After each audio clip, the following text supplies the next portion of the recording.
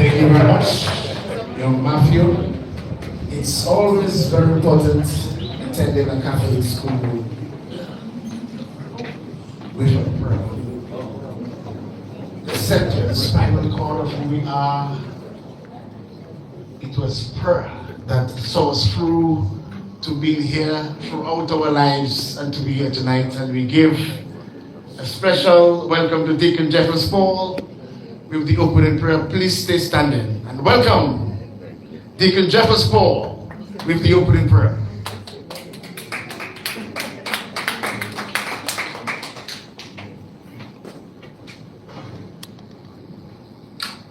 God is good all the time. And all the time. God is good. If that clap was for me, it was too much, but if it was for God, it was not enough. God is good. All the time. Congratulations to the class of 1974-75. Amen. I may have been conceived in December of 1974 and born in September of 1975. So that could give you an idea of my age. And so I'm a proud graduate of St. Mary's. Amen. In the name of the Father, and of the Son, and of the Holy Spirit. Amen. God is so good. God is so good. God is so good. He's so good to us. For he has done great things. Bless his holy name. He has done great things. Bless his holy name. He has done great things. Bless his holy name. Come on and bless the Lord. Bless the Lord now. Let all that is within me. Bless his holy name. Come on and bless the Lord. My God, oh my soul, let all now. My God, that is within me. Bless his holy name. For he has done great things. Bless his holy name. He has done great things. Bless his holy name. He has done great things. Bless his holy name. Come on and bless the Lord. Oh, bless the Lord now. Come on, sing with me. Let all that is within me. Bless his holy name. Come on and bless the Lord. Bless the Lord. My God. Let all now. My God, that is within me. Bless his holy name. Let us pray. The Bible says in Psalm 92 verse 1, it is good to give thanks to the Lord. And so, Heavenly Father, we come before you tonight with grateful hearts, thankful for the gift of life, of friendship, and the many years you have granted us. as the SMA class of 1974-75, we gather once more, not just to reminisce, but to celebrate the journey you have led us through. Lord, we thank you for the blessings that have shaped our lives, for the joys and triumphs, for the lessons learned through challenges, and the bonds of friendship that time has not broken. We remember with love and gratitude our classmates, teachers, and mentors who have gone before us. May they rest in your eternal peace. As we spend this evening in reflection, fill our hearts with peace, humility, and gratitude.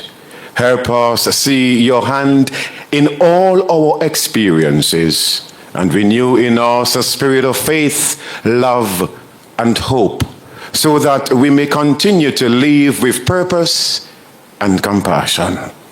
Bless this evening's gathering, O Lord, the food we share, the laughter we exchange, and the memories we cherish. May your presence be felt in our midst tonight and always. In Jesus' name, amen. Spirit. A round of applause for Deacon Jeffers Paul, and you may please sit. And just before we call for some special remarks by the chairperson of the Special SMA Alumni Reunion, who were members of St. Ignatius House? Can you raise your hand? St. Ignatius House, St. Michael's, St. George's, St. Francis. It gives us great pleasure to call on the chairman, Mr. Alvin Thomas, the chairperson for the SMA Alumni Reunion, to give us a few words. Mr. Alvin Thomas, make you feel welcome.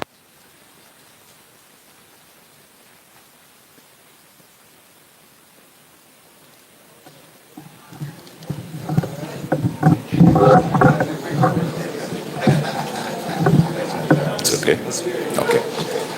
Thank you, Mr. Chairman. Good evening. Good evening. SMA. SMA. All right. I would like to recognize with us this evening His Excellency Elud Williams, former President of the Commonwealth of Dominica. We also have in our midst, and by the way, Excellency Williams is an SMA old boy as well. And we also have in our midst former Ambassador to the OAS in CARICOM, Mr. Felix Gregoire. We have also in our midst Brother Egbert German, former principal. We have also Henry Volney, former teacher, our history teacher. That tells you how long ago. And I see we also have with us our current principal of SMA, Mrs. Sylvia John Baptist, and Mr. John Baptist, her husband, Jeff. And of course, you just heard from Jeffers Paul, who is the deputy principal at SMA, Deacon Paul. And of course, we do have as well our feature speaker this evening that's going to share a few words with us as we reflect, Ray Harris and Mrs. Harris. Also, former SMA Old Boy alumni. We also have with us Mr. Thomas Slater, SMA Old Boy, General Secretary of the CSA, well, the DPSU. I'm still old school, you know. And also with us this evening is the leader of the Dominica Freedom Party, Mr. Bernardito, SMA again, SMA Old Boy. And to you all the invited special guests this evening, all the old boys, going back from way when, we have we have one old boy there that goes back in the 60s, way back in the 60s. I won't call his name, but he knows himself. He's sitting right there. A pleasant good evening to each one of you. On behalf of SMA 2025 Alumni Reunion Planning Committee, it gives me great pleasure to welcome you to this special night of reflection and cocktail reception. Tonight, we pause to reflect on a remarkable journey of the St. Mary's Academy since its founding in 1932. A journey that has shaped not just students, but leaders, visionary, and nation builders across Dominica and across the globe. Our reunion theme, Past, Present, and Future, a legacy of excellence, reminds us that SMA is more than an institution. It is a living legacy. The past calls us to remember the sacrifices, the discipline, and the values that formed us. The present challenges us to stay connected, to lift each other up, and to celebrate the bonds that continue to unite us. And the future invites us to imagine new possibilities for SMA, ensuring that this academy continues to be a beacon of faith, learning, and service for generations to come. Tonight is about reflection, reconnection, and renewal. As we share stories, raise a glass, and enjoy the fellowship, let us also recommit to keeping the spirit of SMA alive through mentorship, support, and by our motto, Ora et Labora, pray and work. I wish you all a memorable evening of friendship, nostalgia, and inspiration. Thank you for being here, and may God continue to bless SMA and its legacy of excellence. Cheers, and let the evening begin.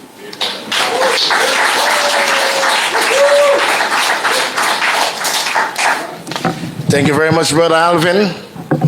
And I said brother this time because I remembered him in the Union Industrial Relations Fraternity. And what a wonderful feeling there is presently, after all these years, a trade union congress. Brother Lita, thank you very much. Finally, after years of aspiring, we now have an umbrella body where the unions can actually relate to and actually come together and discuss industrial relations in Dominica. And I believe it's a wonderful fit. For decades, we have been trying to have this umbrella organization. Finally, it is here. With these few words, we now call on the present principal of the St. Mary's Academy, Mrs. Sylvia John Baptist. Make her feel welcome. Dazzling Creole outfit to make her feel absolutely fantastic. Welcome, Madam Principal.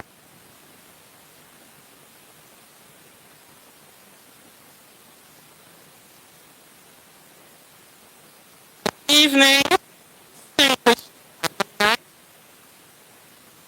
esteemed guests,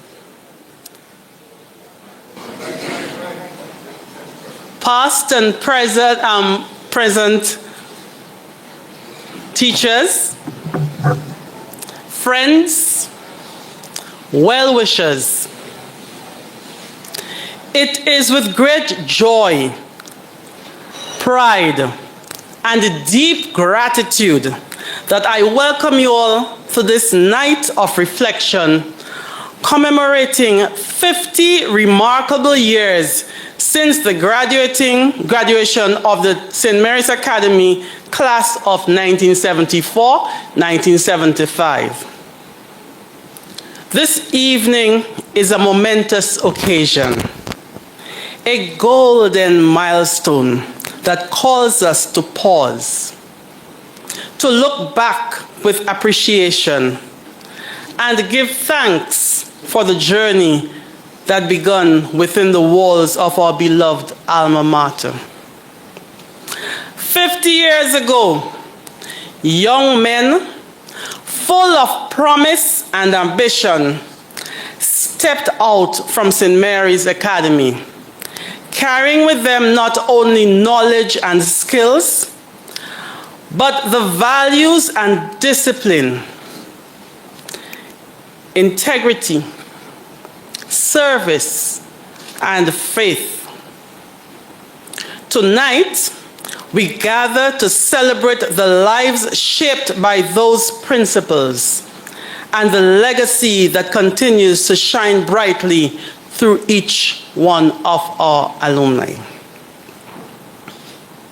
This night of reflection is more than a reunion. It is an expression of gratitude. Gratitude for the teachers who molded minds and character. Gratitude for lifelong friendships forged in shared experiences.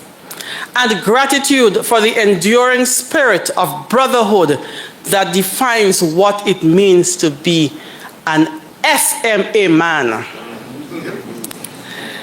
As we mark this golden jubilee, may we take pride in how far we have come, but also be inspired to continue living out the ideals that St. Mary's Academy instilled in us. To be men of strength, wisdom, and faith, ever ready to serve God and the country. On behalf of the St. Mary's Academy family, I extend warmest congratulations to the class of 1974-1975 on reaching this extraordinary milestone. May this evening fill our hearts with joy, gratitude, and renewed purpose. Welcome, and may our reflections tonight remind us that though years have passed and the world has changed, the spirit of St. Mary's endures, strong, steadfast, and true. Welcome, and thank you very much.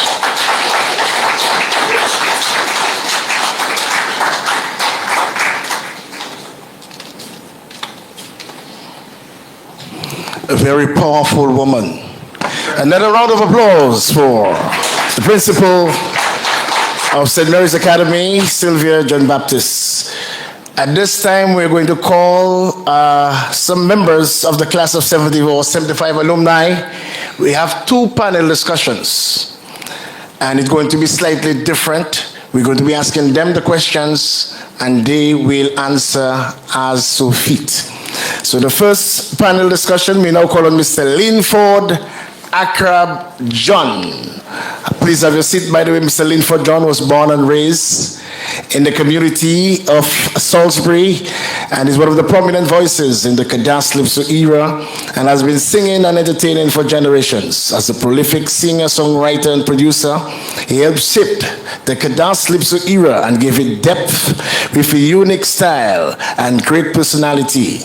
Now described as an icon in Dominican and Creole music space, Linford is the lead and iconic Bilomen band lead singer and has developed legendary status for his amazing contribution to the development and growth of Dominica and world music. He gave us great moments with songs like Voisine, African music, Mon Dieu, ma famille et moi, Marie-Claude, and several other Bilomen classics. He will also be at the World Creole Music Festival this year, the reunion here. So it's a grand celebration, St. Mary's Academy reunion, and also the World Creole Music Festival reunion. A round of applause for Linford Akrab John, one of the class members of 1974-1975, the alumni. Another member, very popular, Dr. Damian Dukes. Round of applause for Dr. Damian Dukes-Lovely, present chairman of the Reparations Committee, CARICOM Reparations Commission, also board member of the National Cooperative Credit Union, board member of National Development Foundation, non-resident ambassador to the Republic of Costa Rica, member of the Maho Development Committee, also member of the Dominica-Cuba Friendship Association. We all know that he studied in Cuba. He is a recipient of the Cicero Award of Honor, Dominica's second highest award. A round of applause for Dr. Damian Derps Dublin. And our third alumni is Joseph Tutti Gist. Where is Joseph Tutti Gist? As he comes in, Joseph Tutti Gist was born and raised in the close-knit community of Newtown, where the values and respect, also pride and community shaped its foundation. A proud alumnus of the St. Mary's Academy, Joseph went on to represent Dominica both in football and cricket, later joining the West Indies youth team and the Windward Island squads. In 1984, he left Dominica to pursue higher education in the United States, earning an MBA in marketing from Maharishi University. You see the Indian business? Let's put that in Creole. What is the Creole for that? His career path took him from the gaming floors of Vegas Casino to senior leadership role. I was very fortunate to have played football against Harlem versus Potters during those days. So we're going to ask them a few questions. Mr. Mix, make sure that mic is working. 1, 2. Check 1, 2. Yeah. Give me some feedback. Solve that for me nicely, so I can hear my voice on the stereo phone. Right. Okay, so we're going to ask them a few questions. We're going to start with Linford John. Akrab Linford John. Why did you choose St. Mary's Academy? That's a good one. Yeah, 1, 2. Well, it started with my eldest brother. My eldest brother, J. John, we call him Julius, but he was named Julius. He went to America, and they figured J was more appropriate, I guess. His wife did. So anyways, he went to SMA, and he made such a huge impression at the school that the subsequent... I come from a family of 11 kids. Those were the days, no TV, So I have 7 brothers and 3 sisters. We've lost one of them, the second one. But my eldest brother he was very smart. He was the smartest one of the family. People tell me I'm smart. No, he's smart. And so he got the Island Scholarship, and so he was SMA, and he made such a good impression there that everybody loved him. He lived at the hostel, and when I did eventually get there, the lady who was the cook, and she has been there since his days. And when I got in, and then she met me, and she started talking to me about Julius. Well, Julius was his name, but Julius. And she told me, Julius, oh, that is her son. She loved that boy. Julius he walked on water as far as she was concerned. So after him, my second brother, Denison, some of you might know him. He was in government here. He was a minister in Miss Charles's party. And he went to SMA. And after that, there was Glenn. Some of you guys know Glenn John. That's my other brother. That's another SMA guy. It just went down the line, and it was like a thing of pride for us, It's SMA. So when it got to after me, there was a girl after me, and then another girl, and then a boy. And he decided that he wanted to go to grammar school for some reason. I don't know why, but for some reason he wanted to go. Yeah. And he did. And then my other brother, he was not at SMA, but he decided he has to get to SMA. And so he tried, it's another story about him, but he got to SMA. So most of us went to SMA. Me, I was so happy and proud going to SMA. SMA is SMA is SMA. Okay, let's go to Dr. Dublin now because for time. Otherwise, we will have you there until 12 o'clock. Dr. Dubs, what about you? Why not grammar school? Why did you choose St. Mary's Academy? I guess my father taught at SMA. Oh, your father taught at SMA. Together with, I think, PJ and the other guys. My eldest brother went to SMA. So it was like a logical choice to go to SMA. And really, I've never regretted going to SMA. I mean, the whole atmosphere.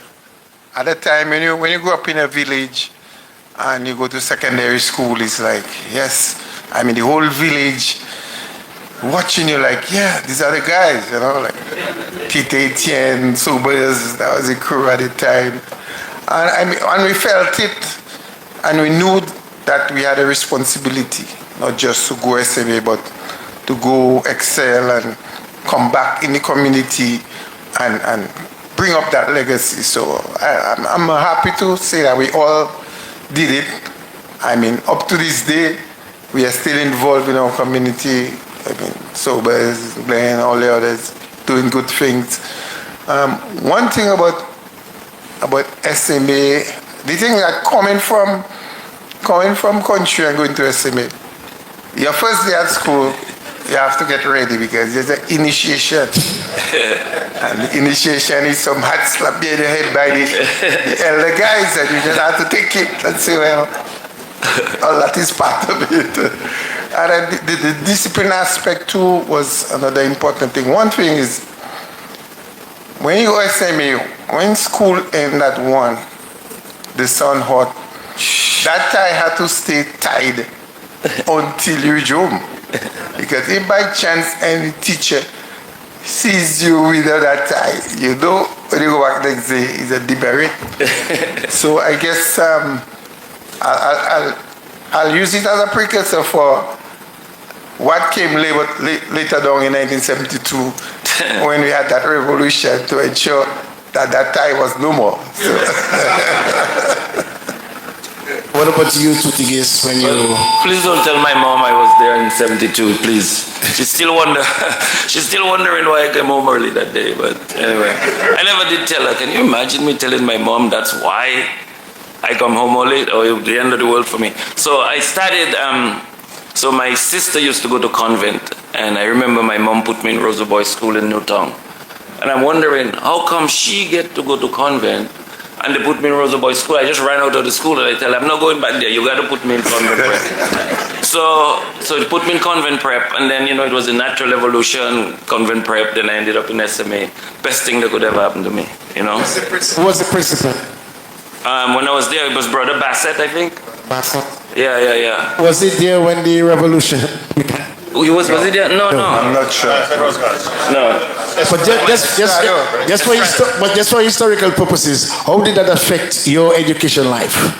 I felt, actually, at that time, all this, the teachers were coming from the US and Black Power was a thing, you know what I'm saying? And then it was very militant at that time. And then we just fell into it. There was an incident that occurred, and, that was just timing for us. We just walked out, and, people were, please don't tell my mom. She passed away. Please don't tell her. Please don't tell. Can you imagine if Aggie knew what I did? But, my mom was a disciplinarian, so going into SMA wasn't a big stretch for me. Mm-hmm. But I felt convicted about that, and I stepped out. For me, SMA was great. I played a lot of sports too, with Mr. Volney, we used to play cricket. Cottingham, who else?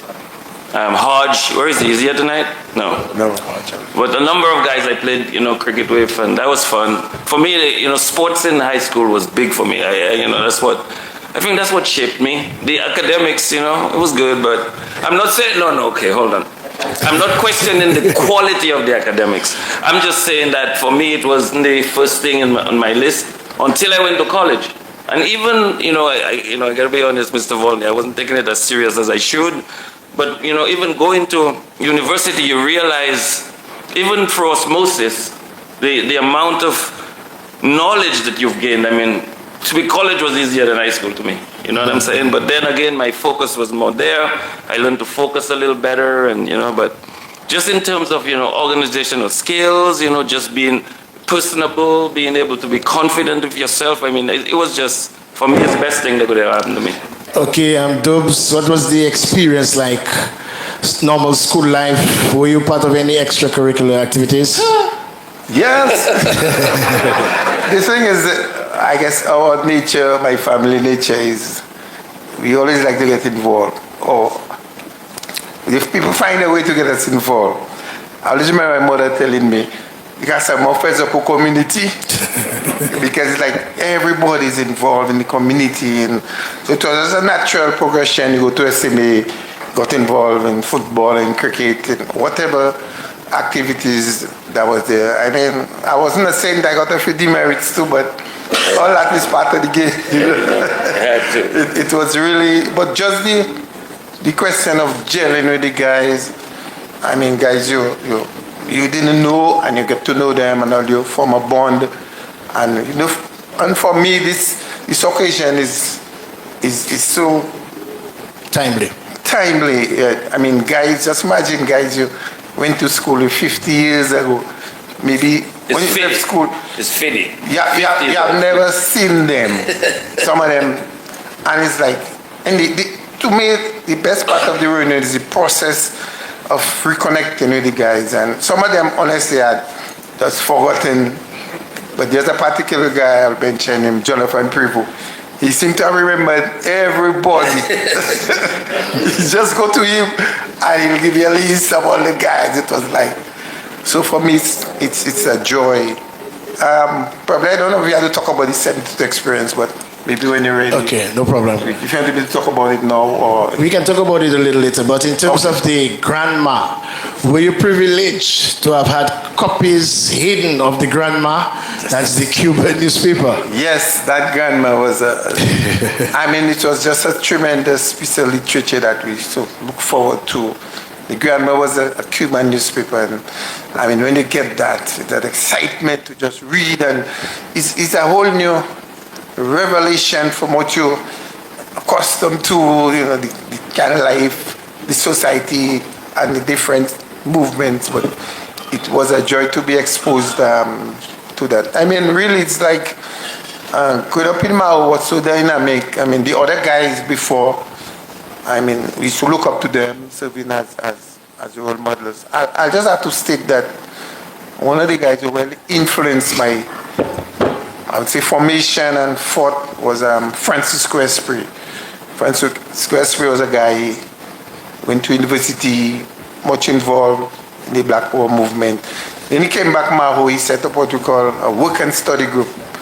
So but could say, I mean, we used to go up a place called Mount Georgian in a little wooden house.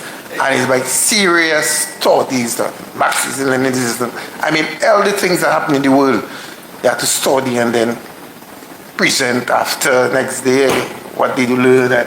So I mean, all that helped to shape my thoughts of the world and understanding of different cultures and people. Because sometimes you listen to news and you hear things about this. The funny thing is, certain names are used selectively. So for some people, they might be freedom fighters in one sport. Same set of people, they might be guerrillas in another sport, and in another environment, the same set of people fighting for the same cause might be called terrorists. So it puts you, it helps you to discern the different terminology used for actions by different people of different cultures. So for me, that work and study group, which Francisco Esprit initiated, was tremendous. What about you, Lynn, for that crop, John? If Mao, according to Dr. Dubs, was country, so we would have to be country also. So as a country boy coming to town, what was the experience like at the St. Mary's Academy? St. Mary's Academy was very, you know, I was always into the music, but my parents were into the studying, into the school. And so when I got to SMA, I got into, well, we had the SMA Glee Club, and I was a part of, but then I started forming groups with guys, and then my parents found out I was playing music, so my dad told me, no, it's costing us a lot of money to send you there. We need you to concentrate on the reading, writing, arithmetic part of it. The music is something. So anyways, I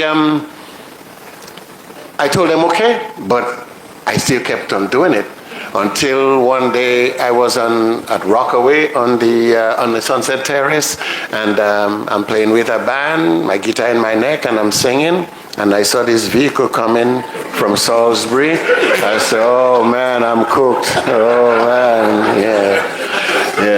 Sure enough, man, I go home and then, oh yes, he read me the Riot Act and, yeah. But one of the things that I'm so very happy with SM is when I went to the United States, I immigrated to the United States, every job I applied for, when they interviewed me, they seemed very, very impressed with my linguistics. So they would tell me, which college did you go to? I say, oh, I didn't go to college. Well, not yet. They said, oh, really? I say, yeah. Where did you go to school? I say, in Dominica.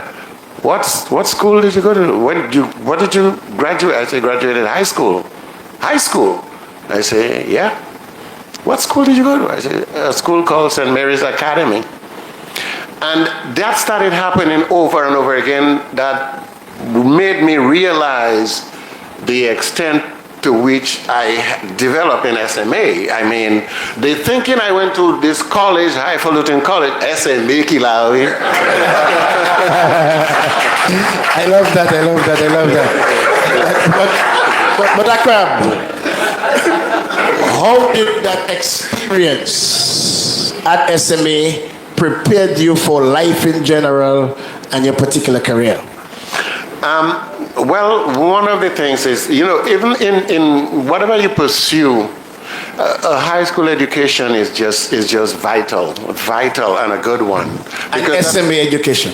An SMA atmosphere and an SMA education. How did that prepare you? That prepared me, well, in terms of, because I chose, my path was, like I said, music, but there was a point at which I got married, having kids, and I had to go into the working world. Because in music, I mean, I play with a lot of very good musicians out in California, and those guys, I'm looking at them, they're professional musicians, but they're getting $300-400 playing little gigs like I am.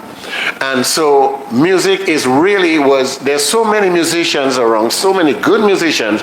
Music is something that will, it will enrich you, it will make people happy and stuff, but you don't play it for money. You don't think about money when you do it. If that's where you are, you're not going to get anywhere because it's... What about the discipline and the punctuality? The discipline and the punctuality was vital, yeah, because that's what you get. If you don't have that, even in whatever field you pursue, what you do, discipline is vital. Do you miss SMA? Let me tell you something. When I go there, when I pass there, when I came back after like 10 years, I had not come back here, and I went up back to SMA, and I went in the yard, and I stood up in front of the Aura, and I took a selfie right there. I love that. Because man, and the thing about it is that when you go to SMA and you're in class, there's a camaraderie in all the guys they look at you as a brother. You are a brother in that whole thing. And people, especially in hostel, when I went to hostel, the older guys, they were like, we were the older brothers, our older brothers. And you have to do... Who were some of those older guys? Gordon and those guys had just left when I got there, so because they're a little older than me. But there was like guys like Franklin Monell, the older guys, Alison Monell, Tim Durant. You smile at that one. And that brings back memories of Naked Fit. Naked Fit, yeah. We were all part of Naked Fit, yeah. And I was just telling Mr. Henry the other day. I remember one day, you stand up talking to us and they cover the encomienda system. He told me it's interesting to see what guys remember to bring, to make it. Also, you're not telling the audience that you were a centimeter close to playing for Kassav.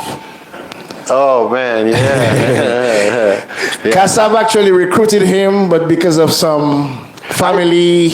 Yeah, well, my brother moved to the States and he filed for 8 of us. And that was a long time coming, and that was during the time I was with Billowmen. I was touring, traveling Billowmen. And then when after Billowmen broke up, I was going back to Dominica, and they called me up and told me that they're trying to form this group. They're going to form this group, and they're going to call it Kassav, and they want me to be the lead singer. I said, okay, all right. Because Billowmen just broke up, so I would, no problem. So we said, okay, can you come up to a meeting that we're going to keep to decide how we're going to approach this, what we're going to do? I said, okay. I came up, I went to that meeting, we sat down, we talked about it. And then at that time, that's when my brother and Kassav was history. Dr. Dubs,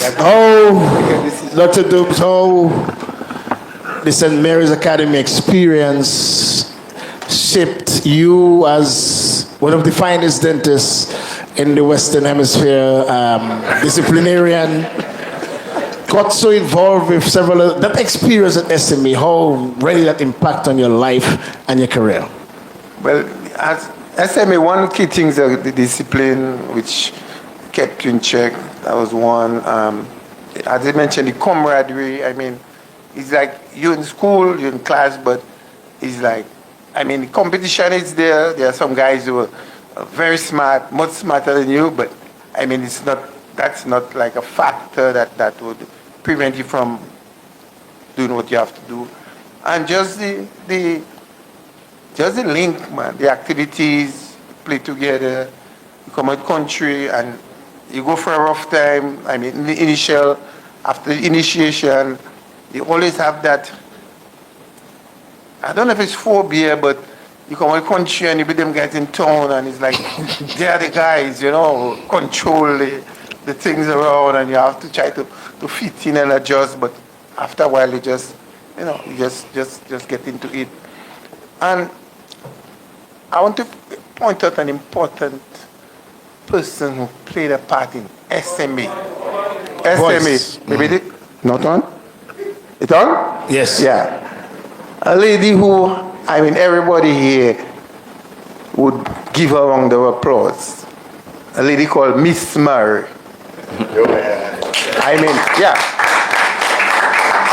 This lady played a tremendous part. And when you go to history, she started even way before our time. This lady used to sell bakes. And that bakes, that recipe was patented. Nobody understood because nobody can make a bakes like this, man. Bakes, coconut cheese. When that bell ring, you have to be, like you said, bold because you have to get out of that classroom to be first in line. And that bakes. But the nice thing about the bakes, you should take the coconut cheese and put in that bakes and make a sandwich. And my God, that sandwich tastes good. But I found out also that she was a lady, if you come and tell her, boy, Miss Mary, I don't have money today, she would just give you the recess without any qualm. And she played an important part in nurturing us and feeding us. In fact, she had two children who went to school together first on the age, and so I just really had to mention that. And another impact I had to bring forward to this the revolution. I mentioned about the discipline with the tie and so on, but we coming from Maho, when we came and the activity was happening, I, Sobers, Glenn, we decide, well, our parents in Maho, they can't come for St. Rosa there, so we joined in the revolution. So that's how we got involved in the whole scheme of things, and it was really an interesting time, the whole Black Power movement and so on. And it just shaped your mind as to, the differences in approaches to certain things, doing things different ways. And the community awareness, which was always in us, it just bring everything together. So we just continued in that same vein right through. Okay, what about you, Tuti? Guess. What was the question? The question was how SMA, the St. Mary's Academy experience at school, paved your way to your career and your life in general. Okay, so I grew up in Harlem, Newtown, and I was lucky enough to go to high school. So, I was part of the Harlem committee where we did more than one thing, not just soccer. I mean, soccer was just what was visible, but we did a lot of stuff. We did a lot of educational things. We had food drives. It was just a lot of, it was a culture, it was a community. Tipam, you were saying that you guys originated the band that he was telling me just recently, Tipam, that they were sports team before they became Gramax. It's the same thing. We never became anything, but sports was a big thing for us, And I remember going to high school. I mean, you have responsibility, right, being in the community. So the guys like O'Grills, Randy Kaiser back there, and all of them, I would have to go meet with them, and they would give me my assignments, and I would have to go all day and try to do it and come back in the evening and report. And so it gave me that sense of community. So that was really important for me. You know what I'm saying? It changed it kind of changed my personality. I had to be a little more outgoing because I was pretty shy growing up, to be honest, But what that did was it gave me perspective. It let me realize that it's not all about me. There's a bigger community. So now that I work in Native American communities, it's a very natural transition. I mean, it's no accident that I ended up there, to be honest. Could have worked in the corporate environment, it would be great, but the stockholders, that's all they care about, right? The next buck. At least in the Native American community, when we bring progress there, it's for the community. They build schools, they can educate their kids, they have health clinics, and just a whole bunch of things that they can do. So I think that transition was natural. I didn't go looking for it over there either, but I think just the origin where I started just naturally transitioned to this. So, the education itself for me was wonderful. As I said, I wasn't the top student, but through osmosis, I got enough at least to transition to college. How were you able to mix sports and education, because you were also one of the finest sportsmen during your period? Well, I'm telling you, how were you able to mix it? Not very well, to be honest. Because I played a lot of sports, Mr. Volney and a number of other people, Cottingham, Mr. Sorrento is not there today, but, so that was a big part of what I did. So I played cricket and I played soccer, and so that was good. But I was fairly intelligent, so I was able to get through the classes. I wasn't the top student, in no way. But then once I went to college, as I was saying, I didn't realize how much knowledge I gathered. I thought I was like an average student, to be honest. But once you get there in your environment with people who supposedly go through high schools, not only in the U.S., all over the world, and you realize, again, the linguistics, you mentioned that, that was something that I took note of. And, and now I think, there were a couple people, to be honest, and I do want to bring up one tonight. Mr. Ray Harris there, he taught for a little while I was there, but I got to know him, and, I would have a lot of conversations with him, and just the way he would structure thought process.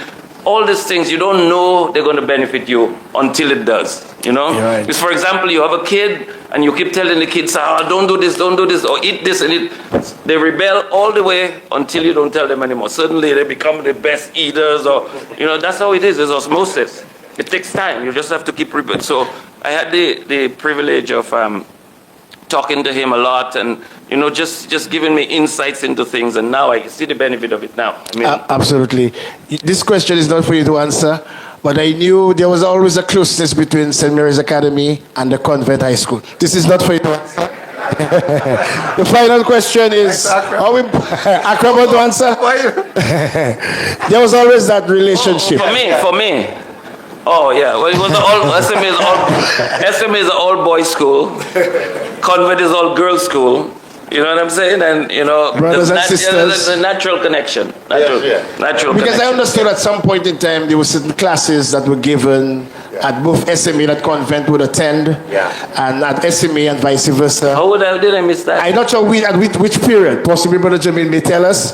But I understood, I think in Gordon Anderson's time, I didn't experience there were certain classes that were held, SMA classes that were held, I think the subject of foreign languages were held at Convent, and some of the Convent classes, so the girls would have to come over at SMA. I was really disappointed that didn't continue from 75. Final question for this first panel is how important it is to continue to give back to the school that really gave you that impetus, that foundation, the St. Mary's Academy. How important it is to give back?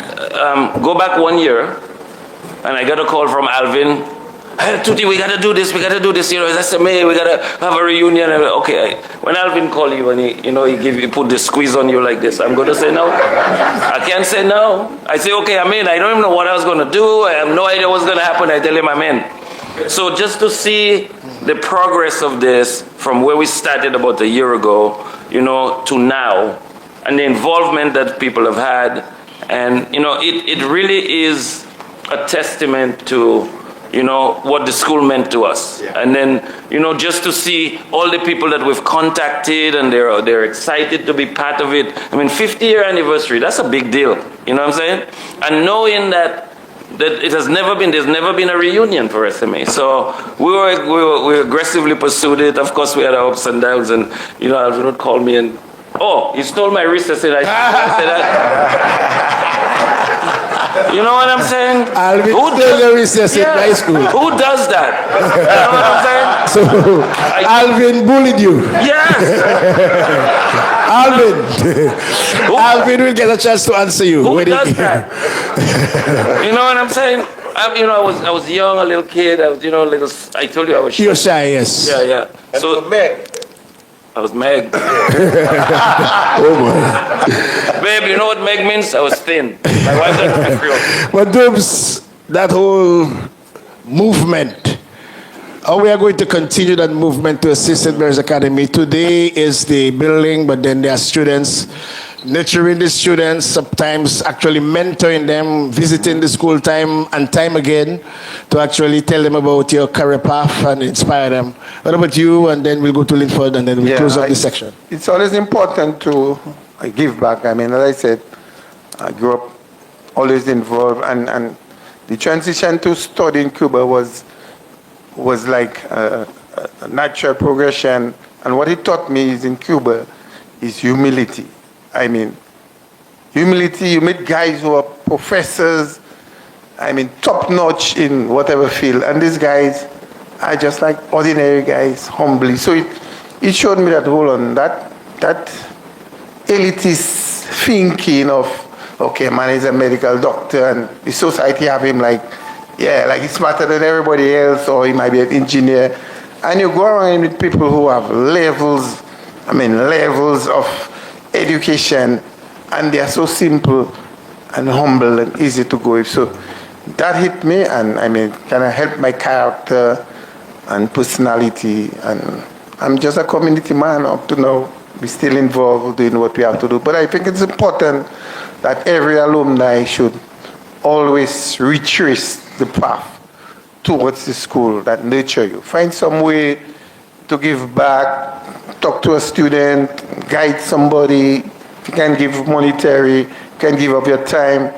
So I think that would be a call for all alumni, whether it be SMA, grammar school, convent, to just rethink and give back. Okay. And teachers, very important. Thank you very much. Give thanks to them. Linford John? Yeah. I think basically the same thing too. Because my path, like Damien's path was kind of academic. Mine, I went to college. I started college and then dropped out. because I realized that, not that going further, trying to pursue my education, my path education-wise was wrong or was not appropriate for me. But I always had a strong sense of what I wanted to do was music, but I had that foundation from high school, from SMA. And I think that, I don't know if the fact that I lived in hostel was very, that was one of the influential things there. Because if you lived in hostel, you had to study. You had to do well. There was no two ways about it. And then, but one of the things that I was really grateful for is that even though I did not go pursue the academic side, but I had enough of a foundation from school, from SMA, and I highly recommend anytime. My family, after we all graduated, we started a scholarship fund in the name of my dead mother and grandmother to give to kids to go to school. We have some kids go to SMA that we have a fund that we supply for the foundation to do that. A round of applause for Tutti, Joseph Gis, Damian Dublin, Linford Akrab John. Thank you very much, guys. Excellent. A round of applause for our first. All right. And we're getting set for a special presentation by a former monarch, Kaiso, monarch of Dominica, one of the most flamboyant ever. St. Mary's Academy roots. Make you feel welcome. Not yet? Okay, so I'll give him another chance to fix up his stuff with the audio. He always goes for perfection, and I guarantee he got that from the St. Mary's Academy. In the meantime, I would like to shout out a few of the teachers between 1975 and 1980. Brother David, even before we go to the others, I really want to let's give Brother Jamin a standing round of applause.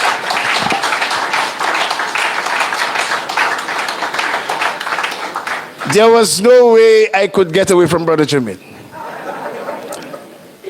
And that's because I liked French. He was the French teacher. I liked football. He was the football coach.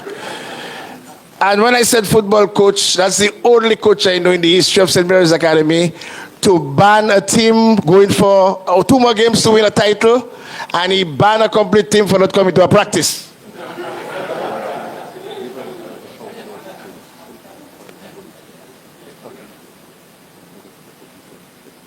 Okay. Call the practice. Guys didn't show up. Next day on the mic, bring his uniform in. I've never heard that before. Never heard that before. Only 2 more games, and we would have won the title that year.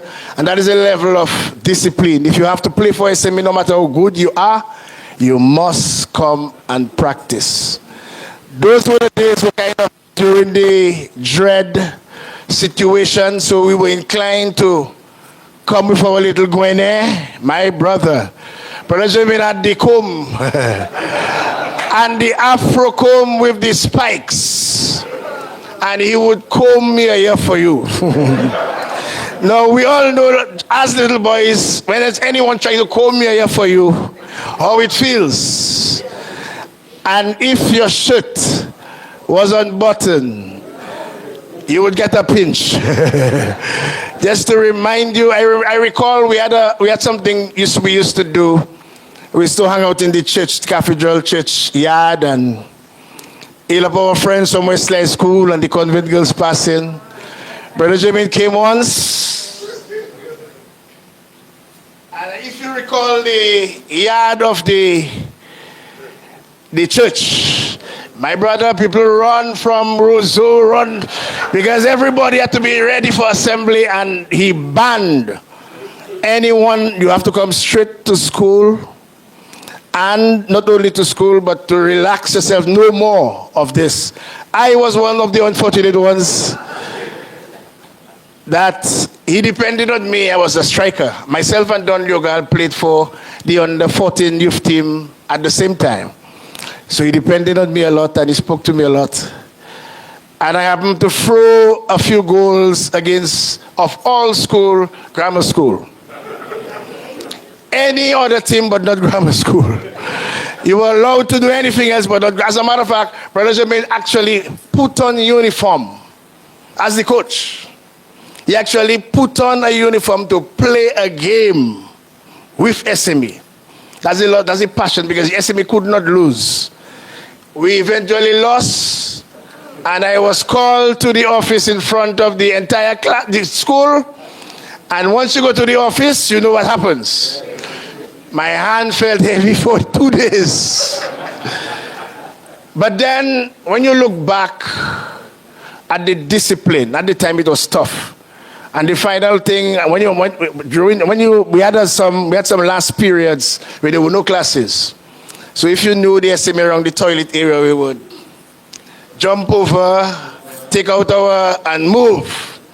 One day as we jump over, we see a long white gong, we had to jump back. And he caned all of us.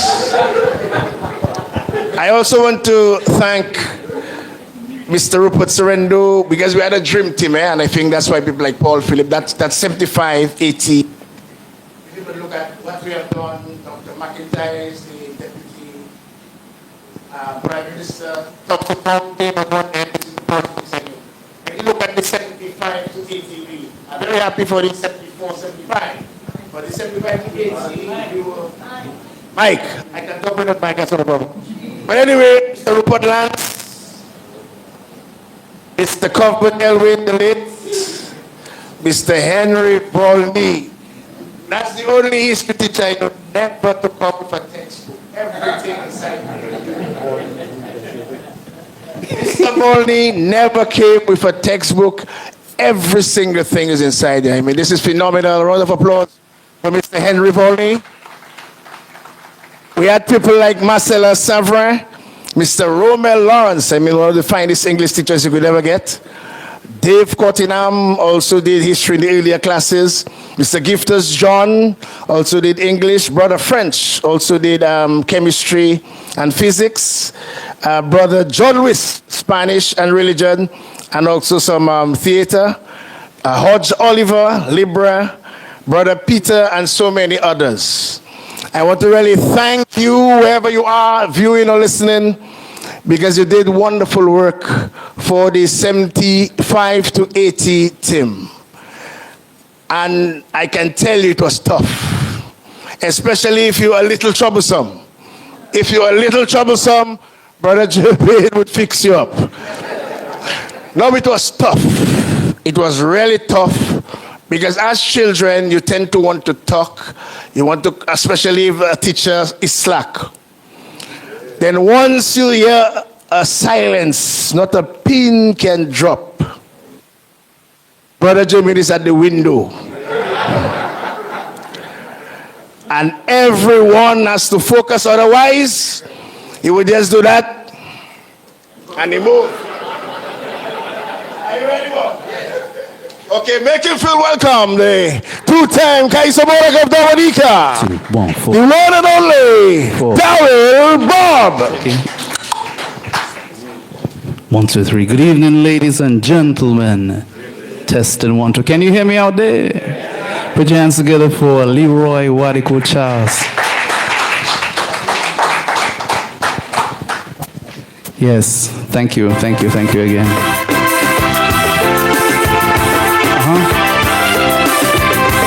Subas requested this song. It's called Swim Close to the Rock.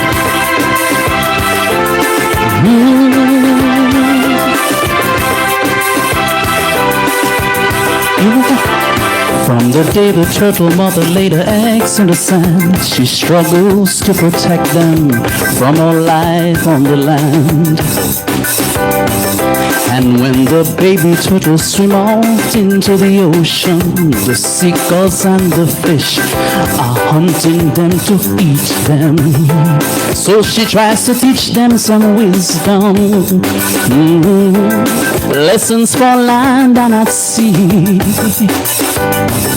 Yet of the dozens who swim out into the ocean, it's always just a few who will survive to maturity. So don't swim blindly into the ocean. Don't mistake everything in life for fun. Remember, life is some preservation. 'Cause this is a jungle society. Yeah, danger looks everywhere you walk. Be wise, children, do not push your luck. 'Cause the few who survive are the few who listen. When the mother talks, she said, swim close to the rock. Sing that line with me, please. Swim close to the rock. Swim close to the rock. Swim close to the rock. Swim close to the rock.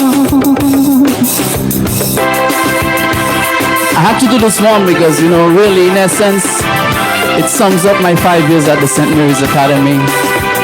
Fortunate to have a combination of principals like Brother Wickham, Brother German, the best of the best. Put your hands together for them, y'all. So the plight of the little turtles reminds me of my struggles and my growing pains. Yes. In this system, a child without their parents, I pray to all would harm them. The story is the same. A child without that protection becomes victim of the system. And the most dangerous of all weapons is the tongue of anyone who wants to see you down. So don't swim blindly into the ocean. Don't mistake everything in life for fun. Remember, life is some kind of preservation. 'Cause this is a cruel society. So swim close to the rock. Swim close to the rock. Swim close to the rock.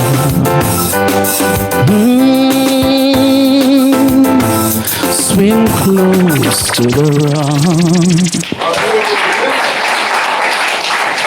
I've searched the houses of worship among honorable men, yet that selfless love and true friendship of which all men seek is nowhere to be found. So remember the turtle's children. Remember, preservation is the key. Life's an uncertain existence, 'cause this is a jungle society. Yeah, danger looks everywhere you walk. And be wise, children, do not push your luck. 'Cause the few who survive are the few who listened. When the mother talked, she said, swim close to the rock. I had to do my favorite verse a cappella for you. Next song, yeah.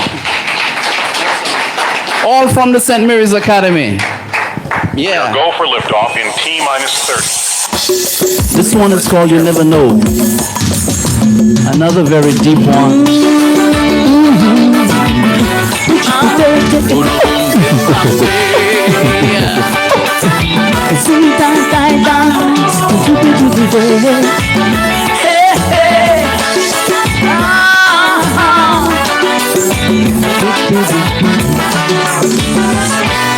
I've seen things in my lifetime, though I may be considered young, not enough to show a blind man what's right and what's wrong. Oh yes, Seen the powers of the great men. I've seen world's power change hands. The fall of the Berlin Wall, the World Trade Center and all. And of all the great things I have seen in my time, none is forward than the fall of a man. Men who seem to be indestructible just because of how they dealt with people. I've seen kings fall from grace to become the outcasts of the wretched, of the human race. So, you never know how you'll end up tomorrow. You never know. You never know, so be careful what you sow.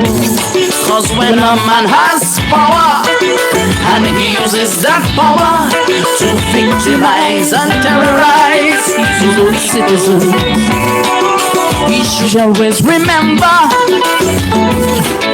What he should remember reminds me of Donald Trump. The people he treated so terrible. You never know.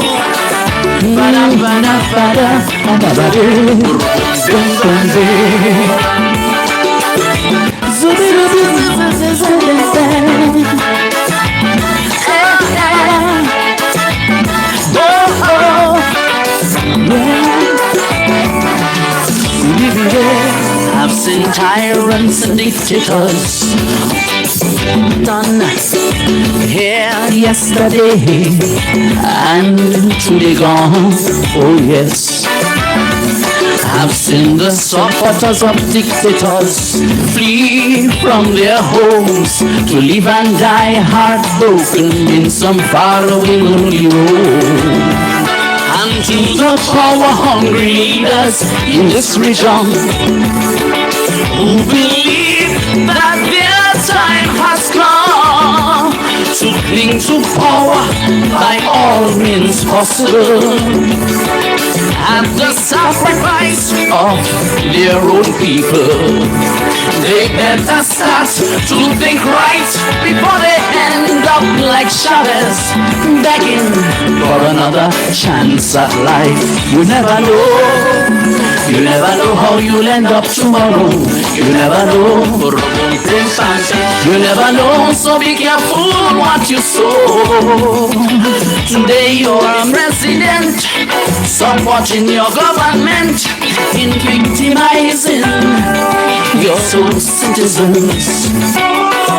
You should remember that Saddam was president of Iraq, hiding in a hole like a rat with no one to defend him. You never know.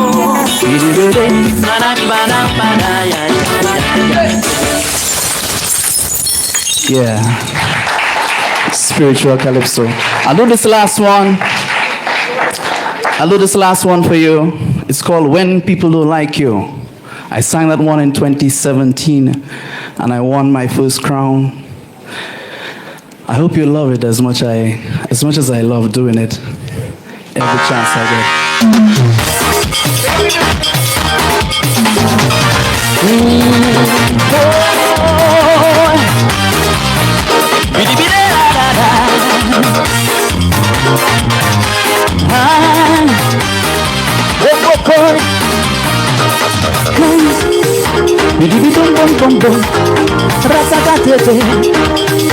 Like this. When Moses led the Hebrews out of Egypt, they never liked him. They enjoyed it, but they never liked him. When Martin Luther King brought them freedom, some never liked him. They enjoying it, but some never liked him. Oh, so when people who don't know me don't like me, don't ask me why, I guess it's just society. But I can't stop, I invest too much already. If they don't like the leaders who set them free, then who is me? Who is me? When people don't like you, you can bring down manna from heaven. They won't like you. When they don't like you, You can open up to them and they still betray you. It's like they don't like you. It's not very simple to say forgive them, for they know not what they do. Oh, take it from me. Don't like his blows. It's not easy. Who feels it most? I'm sure everybody here can identify with this song. Everybody. Somebody make some noise. Let's know you're there. Yeah, man. I'll do one more verse for you. Biddy biddy. Dominican Calypso is really good, you know. When they close forgiveness, take me seriously. Cause I had a life in either the forced him to exile and suffer. Senior council say performance does not matter. Yeah, cause he don't like Jamaica and black people for their nature. Yeah, they hate bright, educated children of slaves whom they just cannot use to their advantage, especially if you from a certain village. Be careful what you do, cause they'll turn your own people against you, against you. When people don't like you, you can bring down angels from heaven. They won't like you. When they don't like you, you can feed them and they will kill you. It's like they don't like you. It's not very simple to say forgive them, for they know not what they do. Oh, take it from me. Don't like his blows. It's not easy. Who feels it most? In the name of my alma mater, it's my time here. Thank you so much. Thank you for coming. See you on Friday.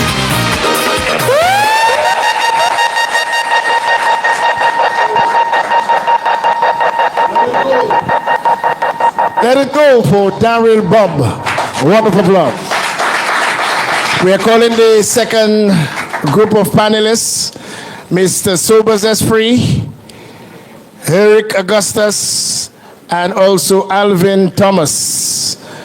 Alvin Thomas had a public service career that spanned well over 2 decades in the government service. Also served, also served for 20 plus years at various levels in a number of community organizations, to include the Dominica Public Service Union, then called the Dominica Civil Service Association. We know of Eric Augustus, former port worker, former executive member of the Waterfront and Allied Workers Union, now resides in America. Sobers Esprit, the guy that actually wrote the cabinet paper for what we now celebrate as the World Creole Music Festival, multi-talented cultural enthusiast. Make them feel welcome.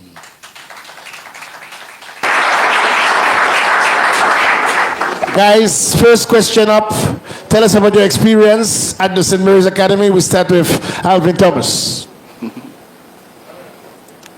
You want the good experience or the Press the book.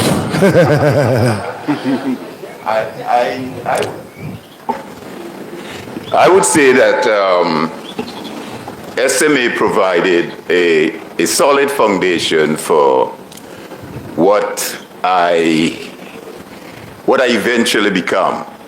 And as was said in the previous panel, we are the students of the 70s, 70, 72, that period where you know that there was a consciousness, Black Power consciousness, identity consciousness, a Black man consciousness. That's what we grew up in. I started SMA in 1970 and finished off in 75. And I think that it was even the revolution or the protest, whatever we want to call it. I mean, we were young then, but we were all absorbed into that. And Just imagine what this is a Catholic school headed by Bishop Bogart, run by brothers, and you're coming home and saying to your mom, you protest in school. That's like a cardinal sin. But that is what I think it sort of shaped us.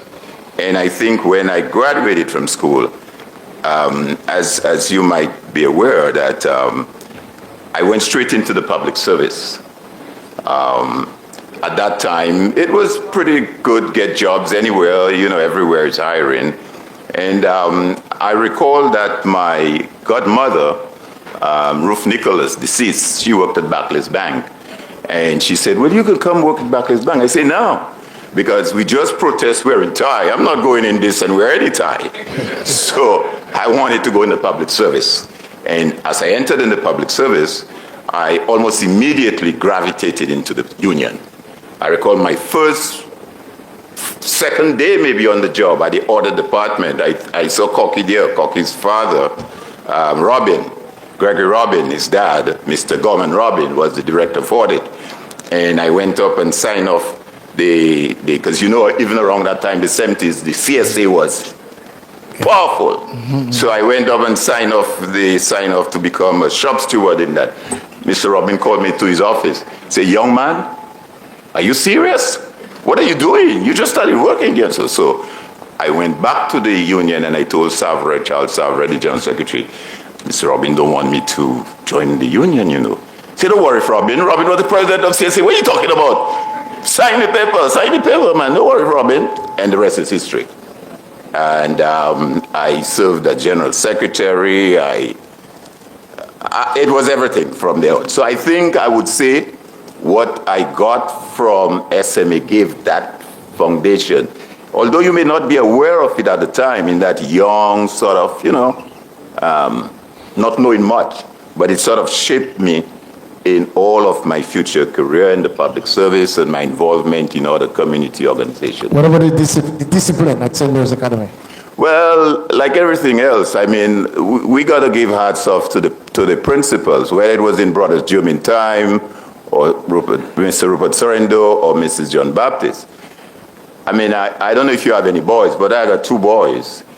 And those of you who have 2 boys or 3 boys know what it is raising 3 boys. Just imagine having 300, and how many you got there now? 330 boys you have to deal with for a 5-year period.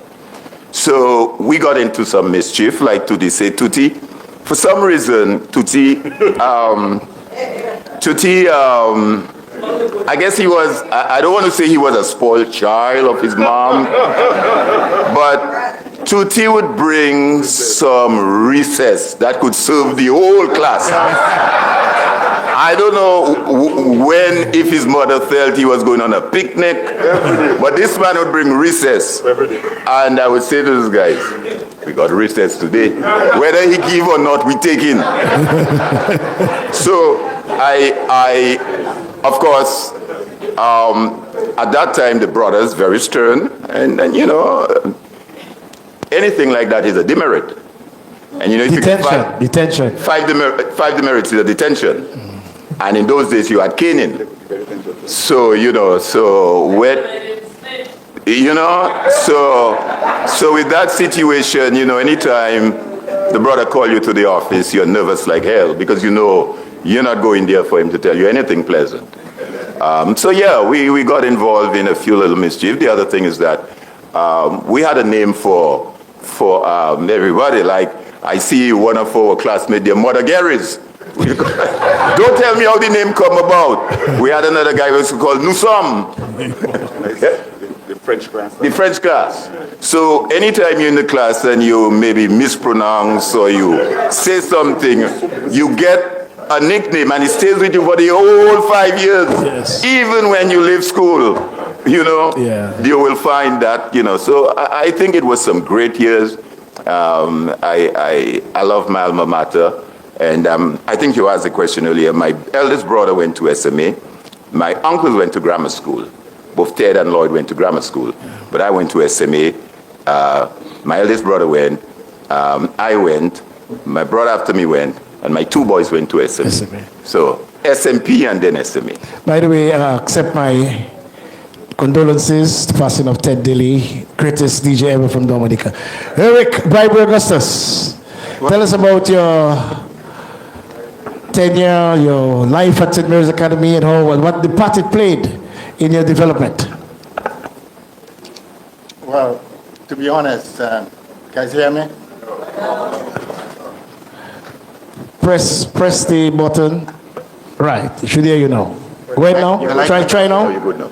Okay, you guys hear me now? Yes. All right. Well, the question was, what was my experience? I hated every bit of that 5 years. I'm just kidding. We entered in the 69-70 era, and it was tough, but you had to study because Catholic schools don't play. We tried our best, and most of us did well. I want to say kudos to this brother right here, Henry Volney. He was the first one who initiated... A round of applause. He was the one he was our history teacher. But when we got to fourth form, he felt that we were so brilliant that he was going to ask. At that time, we had Father Felix, because he had taken over from the white brothers. After the revolution, we were closed down for a year, I think, a whole year. Less. About a semester. Yeah, a semester, right? Yeah. And we were in limbo. We didn't know if we were going to continue our education, but Father Felix, through his good heart, he came in and he reopened the school. But Henry Volney decided, okay, he's going to talk to Father Felix. For these kids, he felt that was brilliant. So they decided, okay, we were doing GCs at that time. We weren't doing XCXC or what they have now. We were doing GCs and LLC. Our papers were being corrected in England. And he said, you guys can do at least 3 subjects, So we were probably the first set of kids who started doing O-levels in 4th form. Right, Mr. Henry? Right. So now the question, I remembered Wadix was talking about kids that went to convent to do French. And that started when Father Felix felt that those guys who did the 3 subjects in 4th form were loose. When they were history, a lot of us were loose. English, and what was it? Commerce. That was the 3 subjects that we were allowed to do in 4th form. But I did French because I was born French. I was born in Guadeloupe and I came here at 11. So I was able to do the French as well. When we had free classes, because we had passed those O-levels at 4th form, Father Felix said, I'm gonna chain you guys down. So he spoke with the nuns at convent and with the principal at Wesley High School. So he asked them whether they can accept a couple of the kids that are just doing nothing during periods of history. Free periods. So some of us went to convent. Well, I attended 3 high schools in Dominica. I attended Convent High School. I attended Wesley High School and St. Mary's. So that is how it came about. Okay? And, all in all, my experience was super awesome. I became the captain of the football team in 1971 and 72, I think. And we had challenges against these 2 guys. You see, they sit together. They became partners ever since. Bull and Robin. These guys were, them fellas gave us a lot of trouble, but we were able to defeat them all the time. And one thing, yes, but one thing, with cricket, they would wipe our butts. Because they had a cricket field. But we dominated football. Harlem Rovers with this guy in the back, they had no chance, man. Come on. Well, what about basketball here? Basketball, well, to be honest, I didn't play basketball because my fingers was too skinny. And I wasn't able to take the sprains from my fingers, because the ball was so heavy. And we were little, and but St. Mary's Academy was the strongest basketball team in Dominica for a number of years. Because we introduced the game to the island, and we also tried baseball. And baseball didn't catch much. It felt like rounders. So we had all these games. One game I liked a lot was shuffleboard. I love the shuffleboard. But they don't play that no more, right? SMA also introduced boxing. Boxing. Yeah. All these things. And these things are awesome. Then I graduated from high school, and then I went to Trinidad to another Catholic school called St. Mary's College. And again, Father Felix was the one who brought me from St. Mary's College into UWI. Okay, after I migrated to the U.S. Well, I worked at a port in Dominica with my brother here, Wadex, and he was the only guy I slept with. Careful what you say, boy.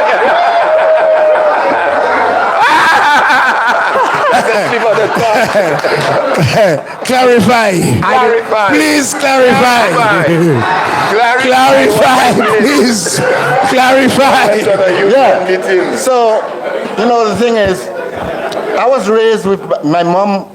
She's a Shillingford, and these people are very, very strict.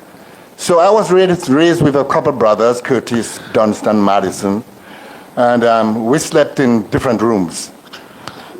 But I slept with my other brother, the one before me, Dunstan. He eventually died in America. Anyhow, that was the only person, the only male that I remembered sleeping in the same room with. But then we were fortunate enough to go to Russia, Moscow.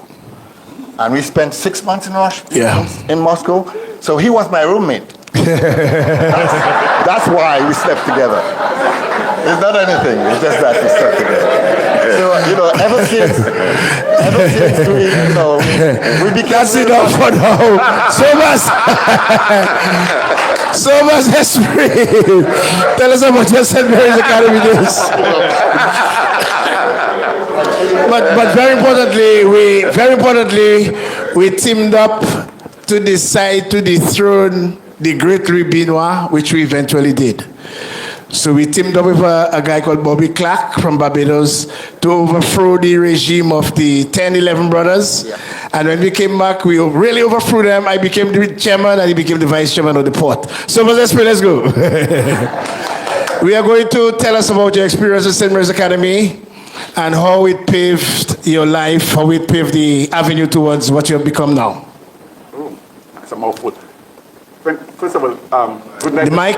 Yes. Oh, closer, I guess. Yes, good night, everybody. I think we are with some mic issues, but this voice is supposed to be loud enough.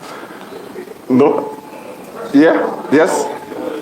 No, it's on. Okay, first of all, nice to see everybody here tonight, and welcome again. Yeah, I always knew I wanted to go to St. Mary's Academy. There's Edgar Henry. Yeah. Edgar and I, we were like brothers, we were tag team. And we always wanted to go to St. Mary's for a number of reasons. Obviously, one was the Catholic education, interestingly, yeah. Wanted a Catholic education.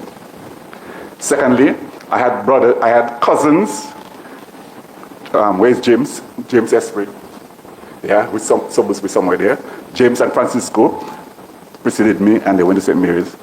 And of course, we had some heavyweights who came from Mao who went to St. Mary's. Elkin Henry, Mr. Dublin, the father of Damien Dublin, Jones Murphy Sr., and the list goes on. We had some real giants from the community who went to St. Mary's. And of course, it was a no-brainer. You had to go to St. Mary's. And so I went to St. Mary's. And for me, crucially, there are two important things. One is the sense of community SMA gave me, and I think those of us, particularly I would say, I would brag and boast and say, the guys of 1970. Tuti, Alvin, those of us who entered in 1970, we were like brothers. It was a brotherhood. And I would say throughout the school life, it was about community. SMA was a sense of community and camaraderie. That's one. The second thing was the discourse. It was a rich, a vibrant discourse on social, education, and cultural issues. And in many ways, I think that helped to shape our lives and to shape who we have become in later years. The upheavals of the 1970s, particularly the revolution, the walkout of April 1972, in many ways helped to give us a certain kind of consciousness about who we are as a nation growing and as young men, black men in this society, and the future we wanted to see for Dominica and for the region. Just remember in the 1970s, the Dominica we had, a Dominica of underdevelopment, a Dominica dominated by colonialism, a Dominica where people struggled. And those of us who came from what we call the countryside or the communities, we had to struggle through that and through those difficult times. And so when we went into St. Mary's, it helped to raise and lift up the level of consciousness. And I think that really was an important period for most of us who went through the 1970s. However, I hasten to say though, because of, so there's the good part, which is clearly it helped to raise our consciousness, but it also in many ways impacted on the educational system and the processes. Those of us who went through the late 70s, so from 72 to 75, before the arrival of Brother Edward Jimmy, knew what we went through. The school was challenged in many ways. Lack of resources, unable to attract quality teachers and educators. You had parents and families struggling to send their kids to school. And so it was difficult. And a lot of us, we were impacted by that. And so, but none, in spite of that, SMA still gave us the foundation. And Linford John said, well, it didn't diminish the quality of the learning and the experience we had. Because even if we didn't go to sixth form, even if many people here didn't go to college, when we left SMA, went into other countries, went to other areas, that stood us in good stead. In later years, I went to college, I went to university, and people say, well, as Linford said, where did they get that foundation from? And I've always said that strong foundation was from St. Mary's Academy. Great. Because of time, we're just going to ask you about this particular function where we are gathered. And the wealth of experience and knowledge here is immense. And the type of contribution some of these gentlemen has made to Dominica is humongous. I really hope that we could have some magazine where we could display, I haven't heard of it, the talents that I just hear and out there from the St. Mary's Academy. Yeah. And then we can at least teach our younger people, our younger students, from people SMP, to emulate some of the greatest men alive. Greatest men alive. Smartest men alive. Guys, tell us about the function. How important it is to have this reunion, and Alvin, in your case, how difficult it was to put it together, and how you feel that this is now coming to completion, and the achievement, the renovation of that special wing at the St. Mary's Academy, how important it is. Yeah, thanks for that question again, Wadix. But Brother Jermaine normally says St. Mary's Men of Action. Is that what you say the A stands for? Solid Men of Action.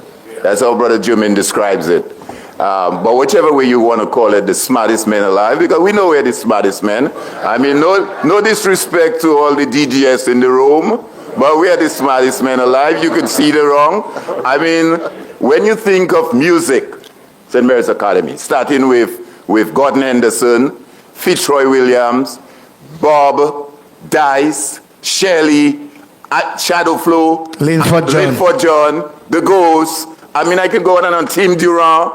That's music. Kelly the Ghost. When you think of politics, I mean, Kasani, WCK, Cornell. When you think of business, I mean, names and names. Look, we are the former ambassador of the Oasis and CARICOM, SMA, you know. So, sports also very instrumental in sports. So SMA has really produced quite a bit. And to answer your question in a more direct way, I am hoping that this initiative would create an awareness among SMA alumni across the globe. Because, as I said earlier, the question of education should not be left entirely with the staff and the principals of the school. Every one of us have an obligation. Every one of us have an obligation. And it is not something that we say, well, oh, government should or the church should. When that question is raised, I ask, well, who's the church? Who's the church? I mean, Brother German had the vision to build that wing. Prior to that wing being built, the school could not accommodate a certain number of students. And as Sobers rightly said, St. Mary's brought together boys from Woodford Hill, Bacatel, Fort Saint-Jean, Roseau, Goodwill. It was a melting pot. I think my brother Tim Durant said when he came down to school from Saint-Sauveur at the time, I think where he came from, Good Hope. The guy said, where that country boy come out. But that is what it is. Now, currently, Brother Jermaine had a vision for the Egbert Jermaine Wing and the SMP. The roof of the Egbert Jermaine Wing got damaged through Hurricane Maria. And we know the challenges there is, not just for schools, but several other buildings. It needs replacing. The roof has outlived its life. The building is almost 30 plus years old. It has lived its life. And we have a group of us, SMA Old Boys, and I must say thanks to them for all the support that they have provided, and the various donors as well, friends of SMA, persons who not necessarily had gone to SMA. But the roof is in need of replacement. And we are talking a replacement in the tune of almost $400,000 plus to replace that roof. Okay?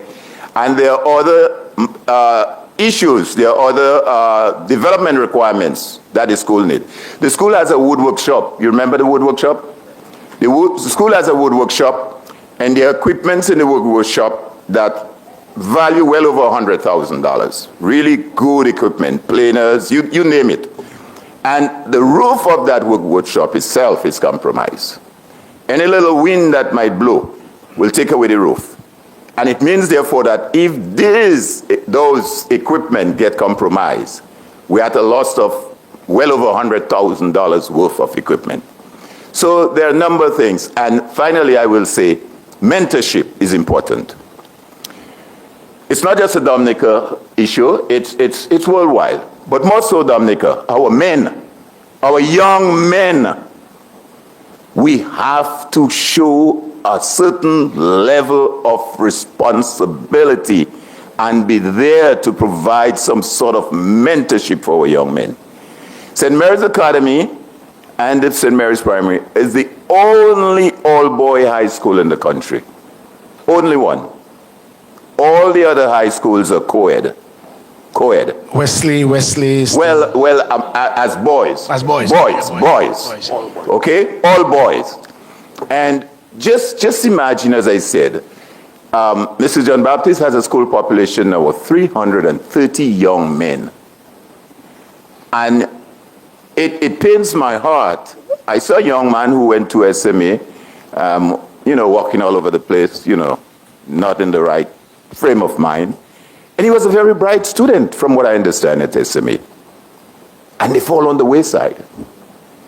We got to figure out a way of capturing our young men.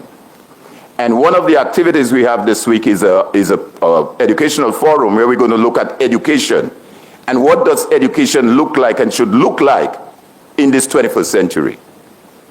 The kids today have more at their disposal than we had. We didn't have cell phone at the time. We didn't have internet, anything of that nature. Encyclopedias was what we used and go to the public library. Now you have AI and you have all this type of, all this technology. We have to figure out how we're going to get the young men involved in this thing. How do we look at education? So I'm saying all of this to say that we as who walked that road 50 years ago have that obligation and responsibility. And therefore, when we make that appeal and we make that call out to our alumni out there, we expect a response. The school this year observed 93 years, Brother Jermaine, 1932? 1932, 4th of April 1932. Started off with 14 young men, 14 at the St. George's Hall. The headmaster then was S.J. Lewis, that's the father of Ozzie Lewis. Okay? 93 years ago. We'll soon be approaching 100 years, 7 years from now. It is my hope that those of us who are wrong and we can see that 100 years, that we can see an academy that is really solid and to provide a strong legacy for our young men. How Herrick and Subas can we use the experience here to further allow the SMA experience to be one of more value, where we can assist the school to actually meet its needs and to assist in renovations? Yeah, so I think the first thing is we have to recognize that there has to be a strong foundation, all right? We have to build strong foundation. Strong communities, strong societies, strong countries, strong region. The same thing like this school. If we want to solve these problems, these 21st century problems, we have to find ways in which we have to do that. So I don't think that we should continue lamenting the problem of today. We need to find the kinds of solutions. So here's some of the things I think we need to do. One, we have to re-engage between school and alumni community. For too long, there was a disengagement. We were not integrated well enough as school and community. A lot of things happened at St. Mary's, and a lot of us, we were not involved, and vice versa. A lot of us, we are professionals, we go to our business, we don't go back to the school and so on. So that's the first thing. So we have to find a mechanism to get us united, to get us together as number one. What is that mechanism? It may be an alumni association that can bring in alumni from all over the world, whether they're in Japan or New York or wherever. Now we have the internet, so there's no question about we can't meet, so we can meet. That's the first thing. So if it's some kind of organization that brings together the alumni community. Secondly, we have to create databases of alumni from wherever they are. You can't tell me I don't know who went, the people who went in 1917. My friend Anthony Tipam John, bass player for Gramax. He's at the back there. Tipam, let's give him a round of applause. Somebody who flew the flag all over the world playing music and representing Dominica. Super Bowl. Yes, he had to leave school to go and represent Dominica, but he's here first tonight. So the second thing is we have to create databases of alumni, of the alumni community. The third thing is we need to look at a program of action that addresses some of the issues. So if it's mentorship, what is mentorship? What does mentorship look like? How do we do it? Who initiates it? Who are the people who get involved? What quality of people we want involved in that? So that's the other thing. So a strong program of action that is driven by, first of all, the critical needs of the current generation. So what are some of the, we talk about delinquency, drug addiction, and so on and so forth. Whatever it is, drop out from school. So let us address those things in a comprehensive fashion, in a meaningful way, so that we can, in fact, change, bring about real change. So so I say one is a re-engagement. Two, creating databases. Three is a program of action. Yeah. The third thing, the fourth one is policy. Alvinda spoke about it. We have to advocate for a new set of policies to govern education in the Dominican region. The education that we had in 1970 cannot be what we're going to need, what we need now. We need a new paradigm. We need a paradigm shift in terms of education. There has to be meaningful reform of the education system to look at, in particular, the curriculum. The school plans. What kind of school plan do we want? The Agbejimin wing. How do we want to reconstruct it? Make it climate smart, technology driven, and so on and so forth. So these are the issues that before us. We have a lot of talent that have come from the school over the 93 years. Let us try to see how we can mobilize the talent, mobilize resources, mobilize connections that we have all over the world, and to address those problems that have been so intractable for those 90-something years. Folks, we have come a long way. There has been many challenges along the way. Some people have been, as Alvin said, we see a lot of young men coming from SMA, some of them brilliant guys during our time, but we have problems of mental illness in Dominica, and we're not addressing them. So the school population, the alumni population, how can we help to address some of those issues? So I put forward those ideas as a way for us to look at the next 50 years, next 93 years, to address those issues. Thank you, guys. First of all, 100 and then the rest. Eric by Augustus. Before I go, let me just say that you talk about music, guys. SMA was also principally involved or driven by what happened in terms of the visual and performing arts in Dominica. Yeah, I have to make that plug. Alwyn Bully, the late, yeah, SMA. Dr. Lennox Church, Raymond Lawrence, Gordon Henderson, and so on. So we had some titans who helped to shape the culture and the heritage of Dominica. On November the 1st and 2nd, the Alwyn Bully Foundation, a foundation that was created to honor and to build on his legacy, will be putting on the play Strick, the 50th anniversary of that play. So it's a shout out to us inside here to go and support that production.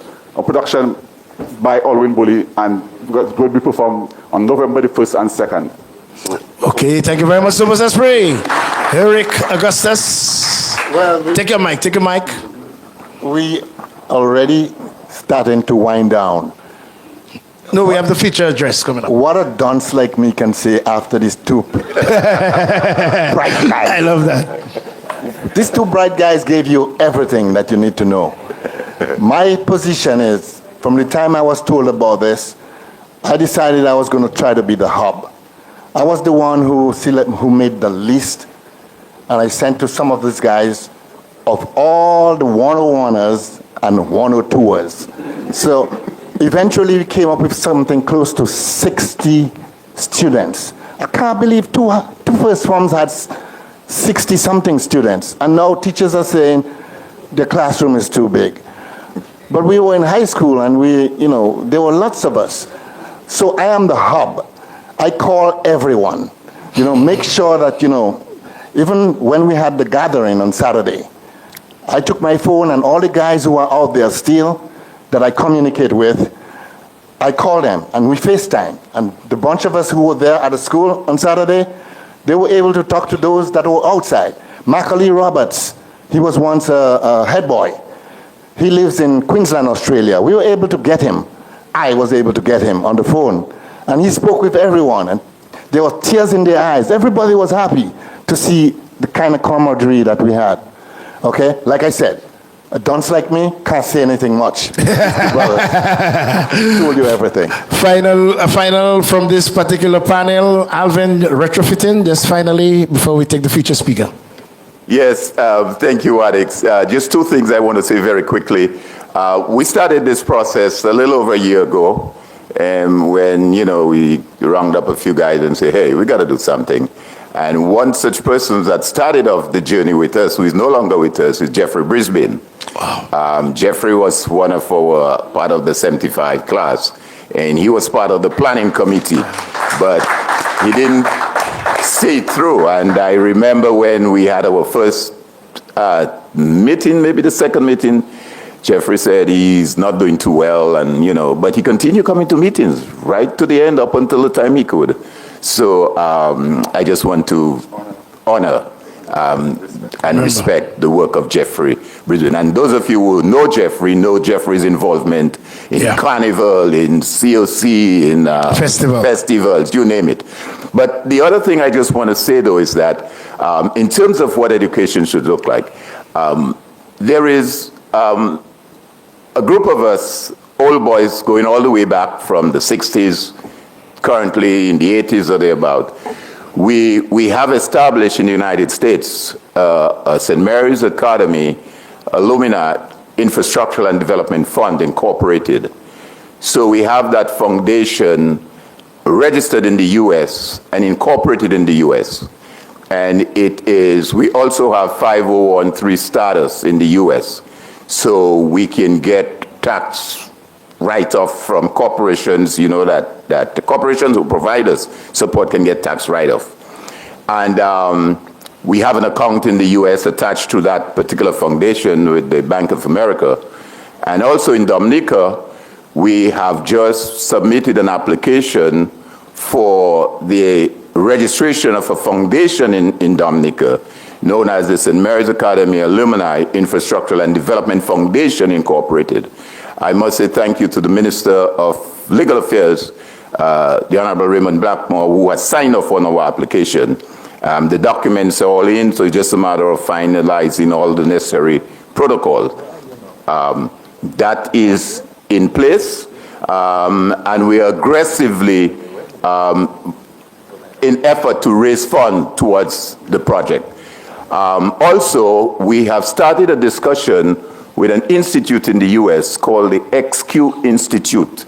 They are heavily involved in education, and the Prime Minister of Barbados get into some discussions with them a year or two ago, and they built an innovation center, they call it, an innovation center from ground up in Barbados. We, that is the foundation in the U.S., is having conversation with that institute. We hopefully will have our second meeting with them on the 20th of this month. And some of the things that we're looking at, as you mentioned, the question of retrofitting. How do you make I was on the ground floor and the second floor of the Benjamin Wing, and trust me, it was burning hot. So how do you retrofit this building to make it much cooler? How do you retrofit the old building?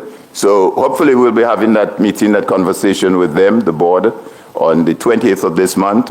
And moving from there, we want to engage them aggressively and get them to commit to some development and assistance for the school. I just wanted to bring that to your attention.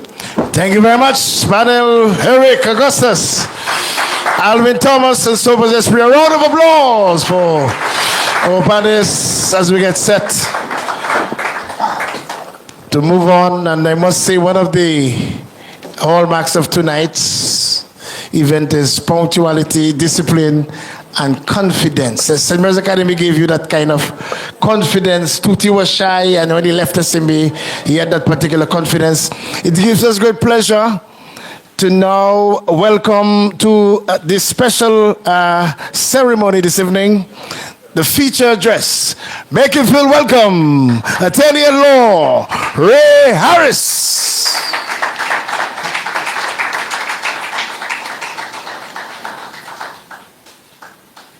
The distinguished Ray Harris. More applause for.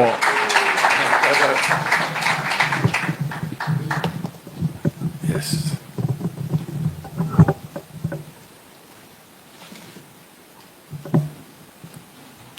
Good evening. Very difficult to follow these two excellent panels and the extraordinary talent of Brother Bob, because I'm telling you, those of us who were at the Mass yesterday and heard his rendition of Ave Maria, extraordinary. Thanks. Tonight, I would like us to reflect on 5 life lessons based on my humble life. The first life lesson is life is a spiritual journey in temples of flesh. The word spiritual relates to matters of the spirit And the word spirit is commonly used to refer to the non-physical part of human beings, the spirit soul, the seat of the emotions and character.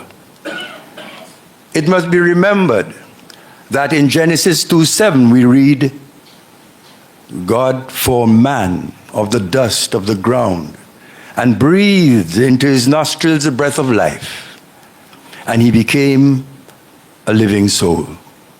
And the word journey can be said to refer to a trip from one place to another, or a process of personal growth and development involving challenges and learning through experience.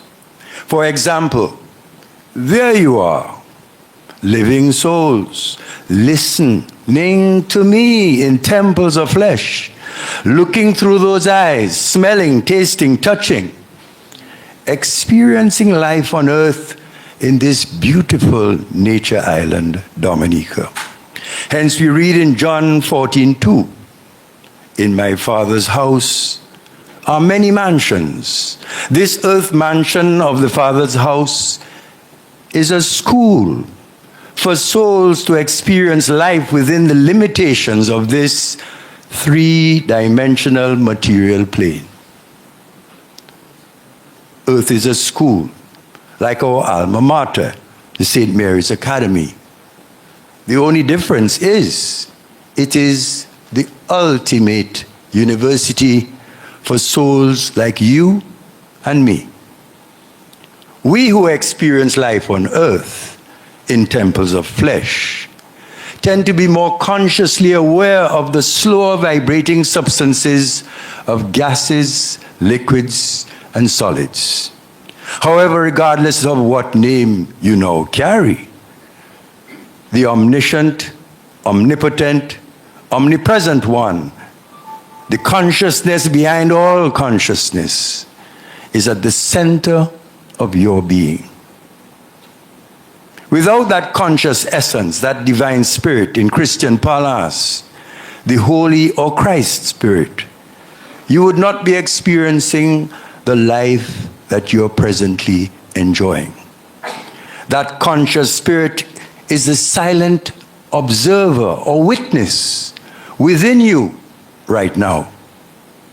The earth journey is for us to evolve and develop character, that intangible but crucial aspect of being human. A journey, it might be wise to always remember that all life is of substance in vibration. This is not only in sync with modern science that indicates that everything is energy, but is an eternal spiritual law. In the Bible, Hebrews 11:1, the word faith is defined as follows. Faith is the substance of things hoped for, the evidence of things not seen. With that definition of faith in mind, like we do in laws, every time you see the word faith in the Bible, you substitute the definition. You would be amazed how well it works. For example, in Hebrews 11:3 we read, through faith we understand that the world was framed by the word of God, so that things which are seen were not made from things which do appear. And further in Hebrews 10:38 we are reminded that the just live by faith. And always remember, faith is the substance of things hoped for, the evidence of things not seen.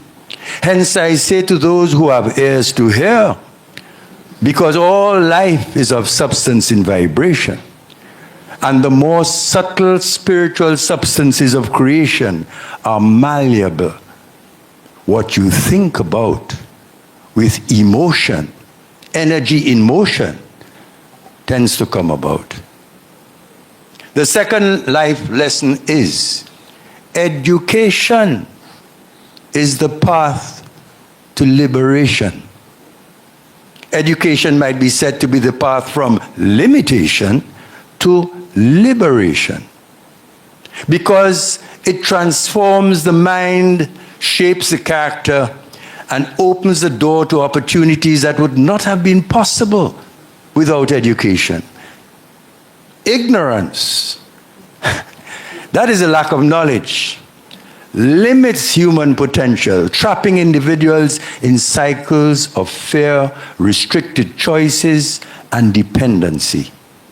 In Hosea 4:6 we read, "My people are destroyed for lack of knowledge." Through education, one gains knowledge, skills, and confidence to critically think and pursue lives of creativity, dignity, and purpose. Those of us who have been blessed with higher education certainly know the importance of secondary and tertiary education.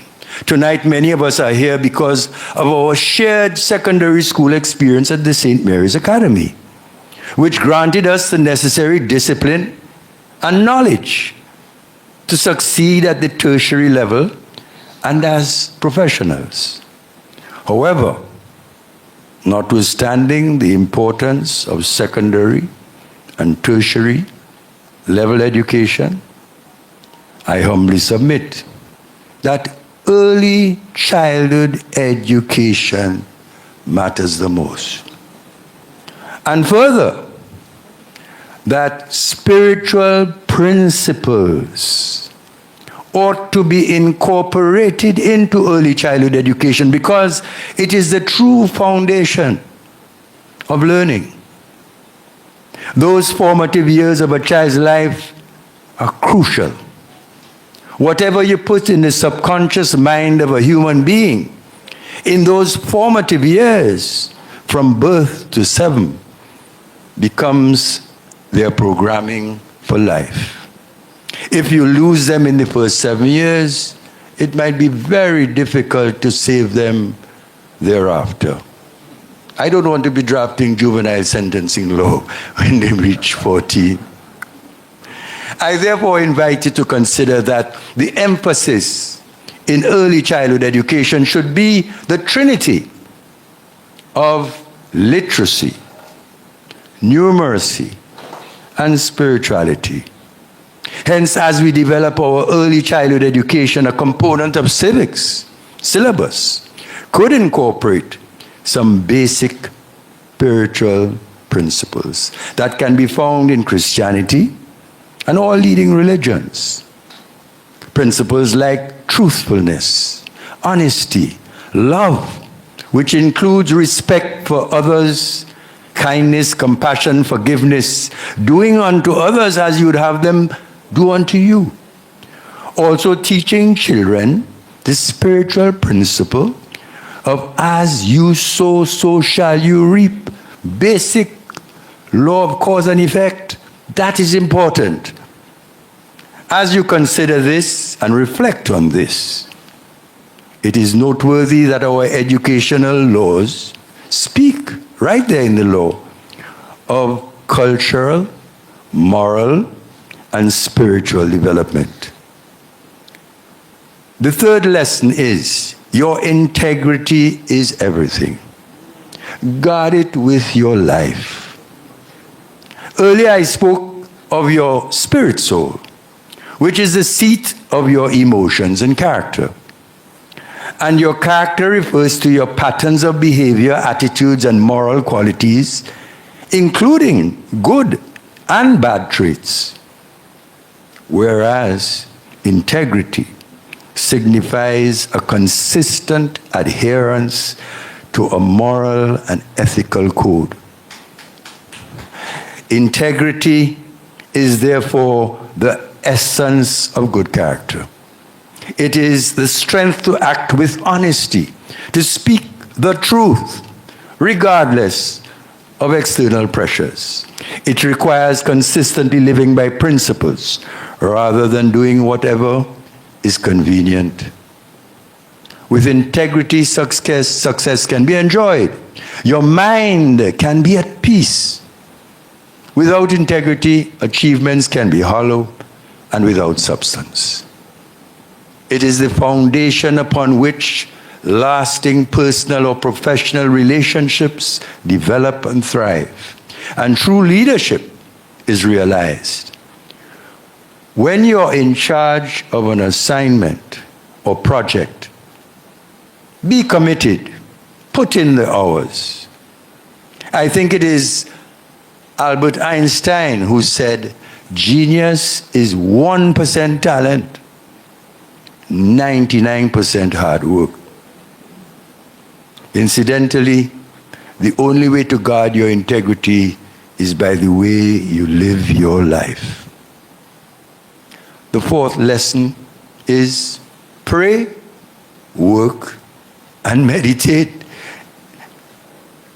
The fourth lesson is the motto of the St. Mary's Academy, coupled with meditation. Ora et labora, pray and work, represents the principle of balancing prayer and work. This guiding principle emphasizes that both spiritual devotion and work are essential parts of life, with each complementing the other. It is posited that the combination of prayer, work, and meditation is the recipe of success. Some may say prayer is speaking to God. Meditation, on the other hand, is quietly toning down the ego and listening to God. Some prefer prayer, others meditation. The truth is, we human beings should use both prayer and meditation. The need to pray and meditate is as essential to your spiritual life as breath is to your physical life on earth. As regards prayer, always remember, whatever you desire when you pray, believe you have received it, and it will be yours. Mark 11:24 and Matthew 21:22. This powerful principle of faith fits perfectly with the definition of faith that we spoke of earlier. The emphasis is on aligning your desires with God's will and acting in faith, as if the request has already been fulfilled. Although meditation like intermittent fasting has become popular of late, meditation is less understood.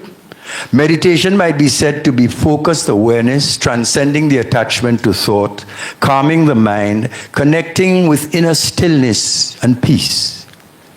It can be thought of as a centering process that brings you to the inner eye of your being. It is the ultimate method of realizing the maxim, man, know thyself. Incidentally, many erroneously think that this maxim originated in Greece. But its true origin was in Egypt, more correctly referred to as Kemet. This maxim might be said to mean awakening to your true essence, beyond the ego, realizing divine consciousness within, thereby assisting one to live in harmony with universal wisdom and love. Remember, we read, be still and know that I am God. Before moving on to the fifth and final lesson of life, in that we all work, we certainly know that work not only sustains our lives, but gives our lives purpose, fosters growth, creates value, and uplifts both ourselves, our families, our institutions, our nations, and by extension the world.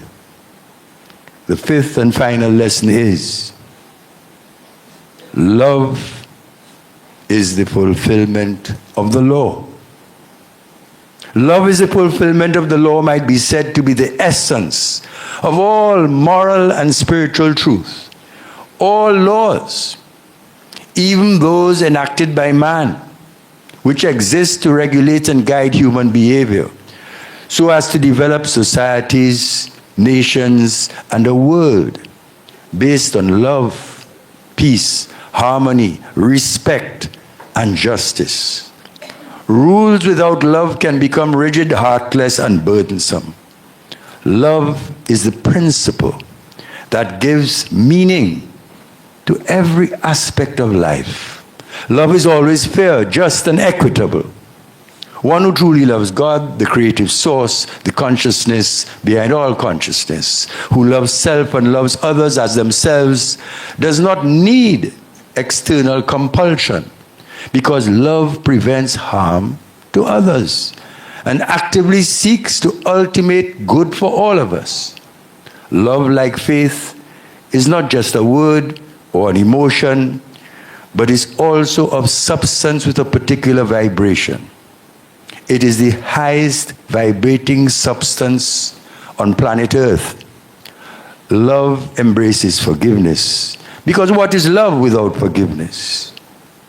It also embraces gratitude that attracts more to be thankful for and creates unity in human relationships. In the past, there was a vast chasm between spirituality and science. But as Western science evolves, it merely proves what has been taught by Jesus the Christ and spiritual teachers from time immemorial. Scientific research carried out by the Institute of Heart Math in California shows that heart-centered love generates and promotes physical, emotional, and spiritual health.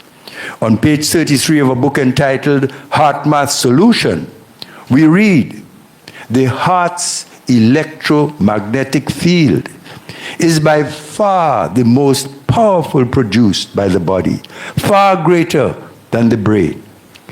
It is said that the heart's electromagnetic field not only permeates every cell in the body, but radiates up to 8 to 10 feet from the body. Hence, when one lives by the high-frequency substance of pure altruistic love, one encircles himself or herself with the high-frequency vibration of love. This is one's electromagnetic field, or auric shield of love, which is your highest form of protection. In light of this, one can therefore better understand the exhortation of Jesus the Christ to love your enemies. Many are puzzled by this precept of love thy enemies. However, understanding the law of love, love being the highest vibrating substance, one is shielded from slower vibrating thoughts of hate directed to him or her. That is, if one lives by the law or substance of love. In closing, I tell you a secret. The slower vibrating thoughts of hate are not only repelled by your auric shield of love, but boomerang straight back to the sender. Hence why you are asked by Yeshua or Jesus the Christ to pray for them. That is the law.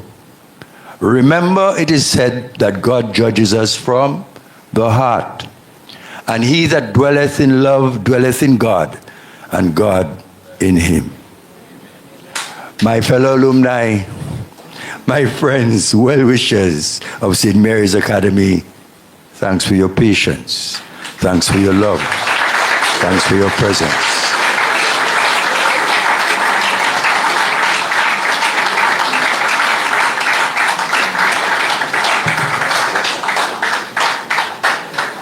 And just to make a transition, I'm going to think of something in light of the fact that SMA, there's nothing close to us, at almost in every field, but entertainment. Frank Sinatra supposedly said, and he was a great entertainer, like many of us from the St. Mary's Academy. He once said, they say that alcohol is a man's worst enemy, but the Bible says, love thy enemies. Let's have a drink. My brother.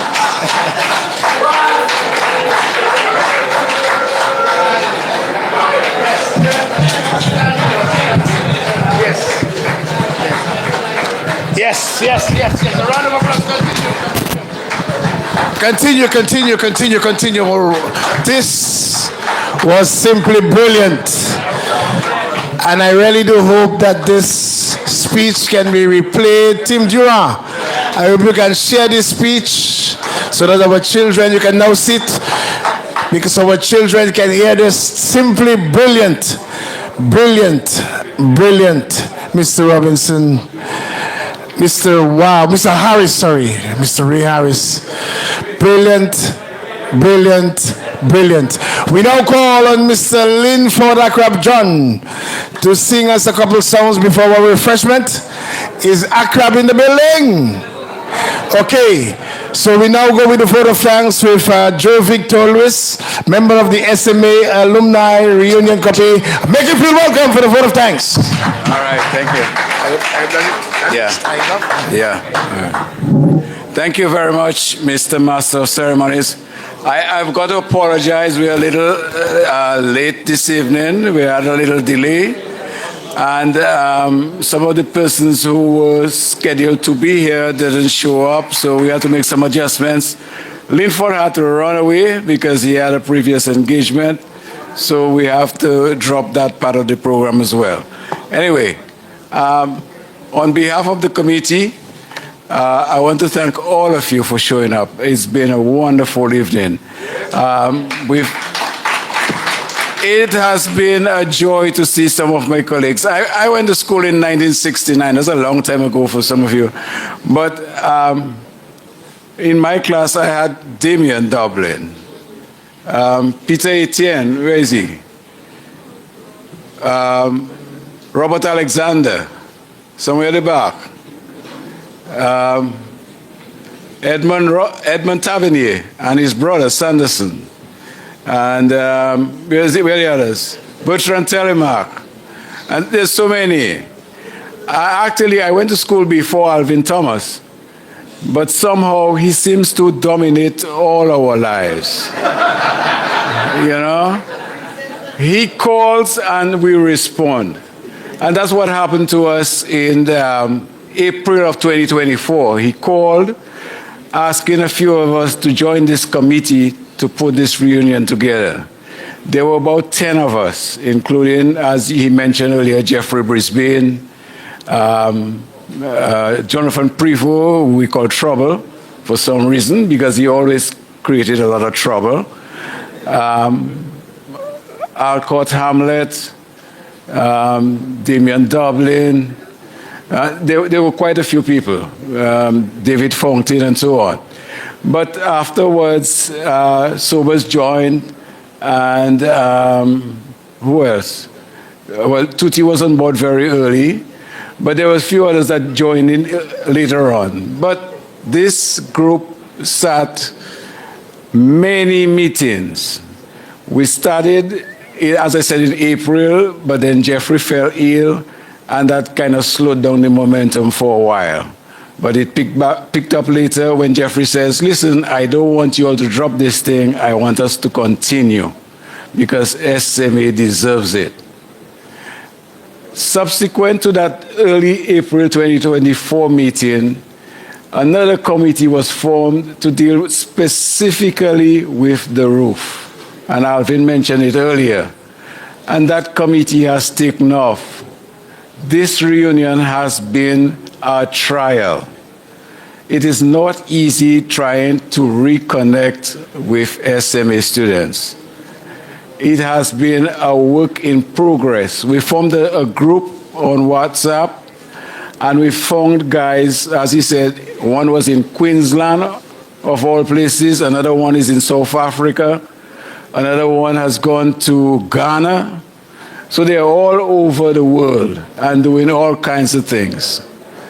We have got musicians, we've got politicians, we've got sports people, business people, medicine, lawyers, We've produced all kinds of characters out of SMA, and we've all got to be proud of it. So on behalf of the committee, I want to thank all of you for showing up, and especially those who participated. Mr. Ray Harris, as usual, wonderful. We can't complain about what he's had to say, ever. He's been part of our lives for a number of years, and he continues to be. When we were putting this group together, we asked him one day to speak at one of our Zoom meetings, and he led the meeting throughout. We've had Brother Jermaine take part. It's not been easy for him, but he's got a support locally that really provides the kind of assistance he needs for him to participate in our meetings, and we've been very pleased that has happened. Mr. Volney, I met today with Rupert Lance, one of our teachers, and if any of you pick up one of those books there, you'll see one of the class pictures, and Mr. Rupert Lance is in it. And I met him in town earlier today. I'm sorry he couldn't be here. He said he had some medical matters to deal with. But he is one of those people that has been part of the school since we were there. And he says he's going to be, 78 or something like that in a few months. And he's still there. Heather Elwin was one of our teachers. She's still at the school, I understand, after all this time. So people who are and have been part of SMA will always be SMA. So thank you, all of you, for participating, and thank you for providing the kind of support that SMA needs, because it definitely needs it right now. Thank you very much, and have a good evening.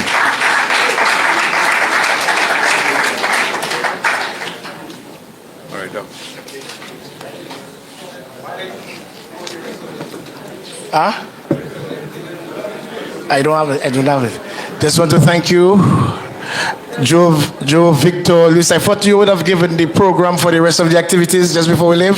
So Alvin, just give us the program and then we will have the refreshments. Okay, so you can start with the refreshments, but then the program, Alvin.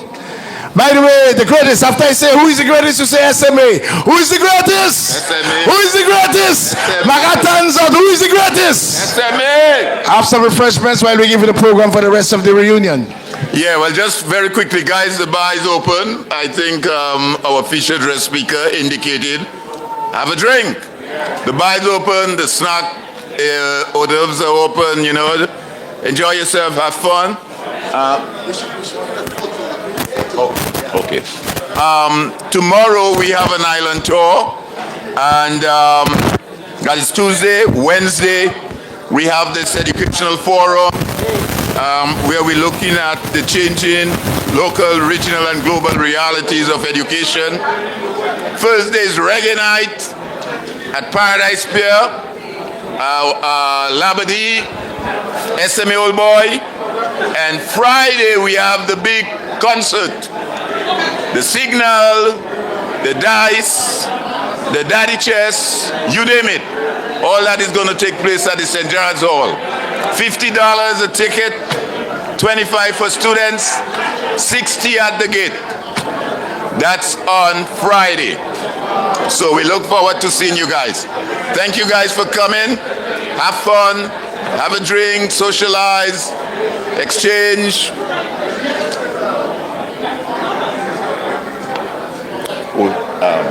Cecil Clark has some books at the back for sale. Cecil Clark, an SMA Old Boy. Okay, Cecil Clark has some very interesting books at the back. You can have a look while you have some fun interacting. Cecil Clark, check his booth. Some music from Mr. Mix while we socialize. I'll get something together.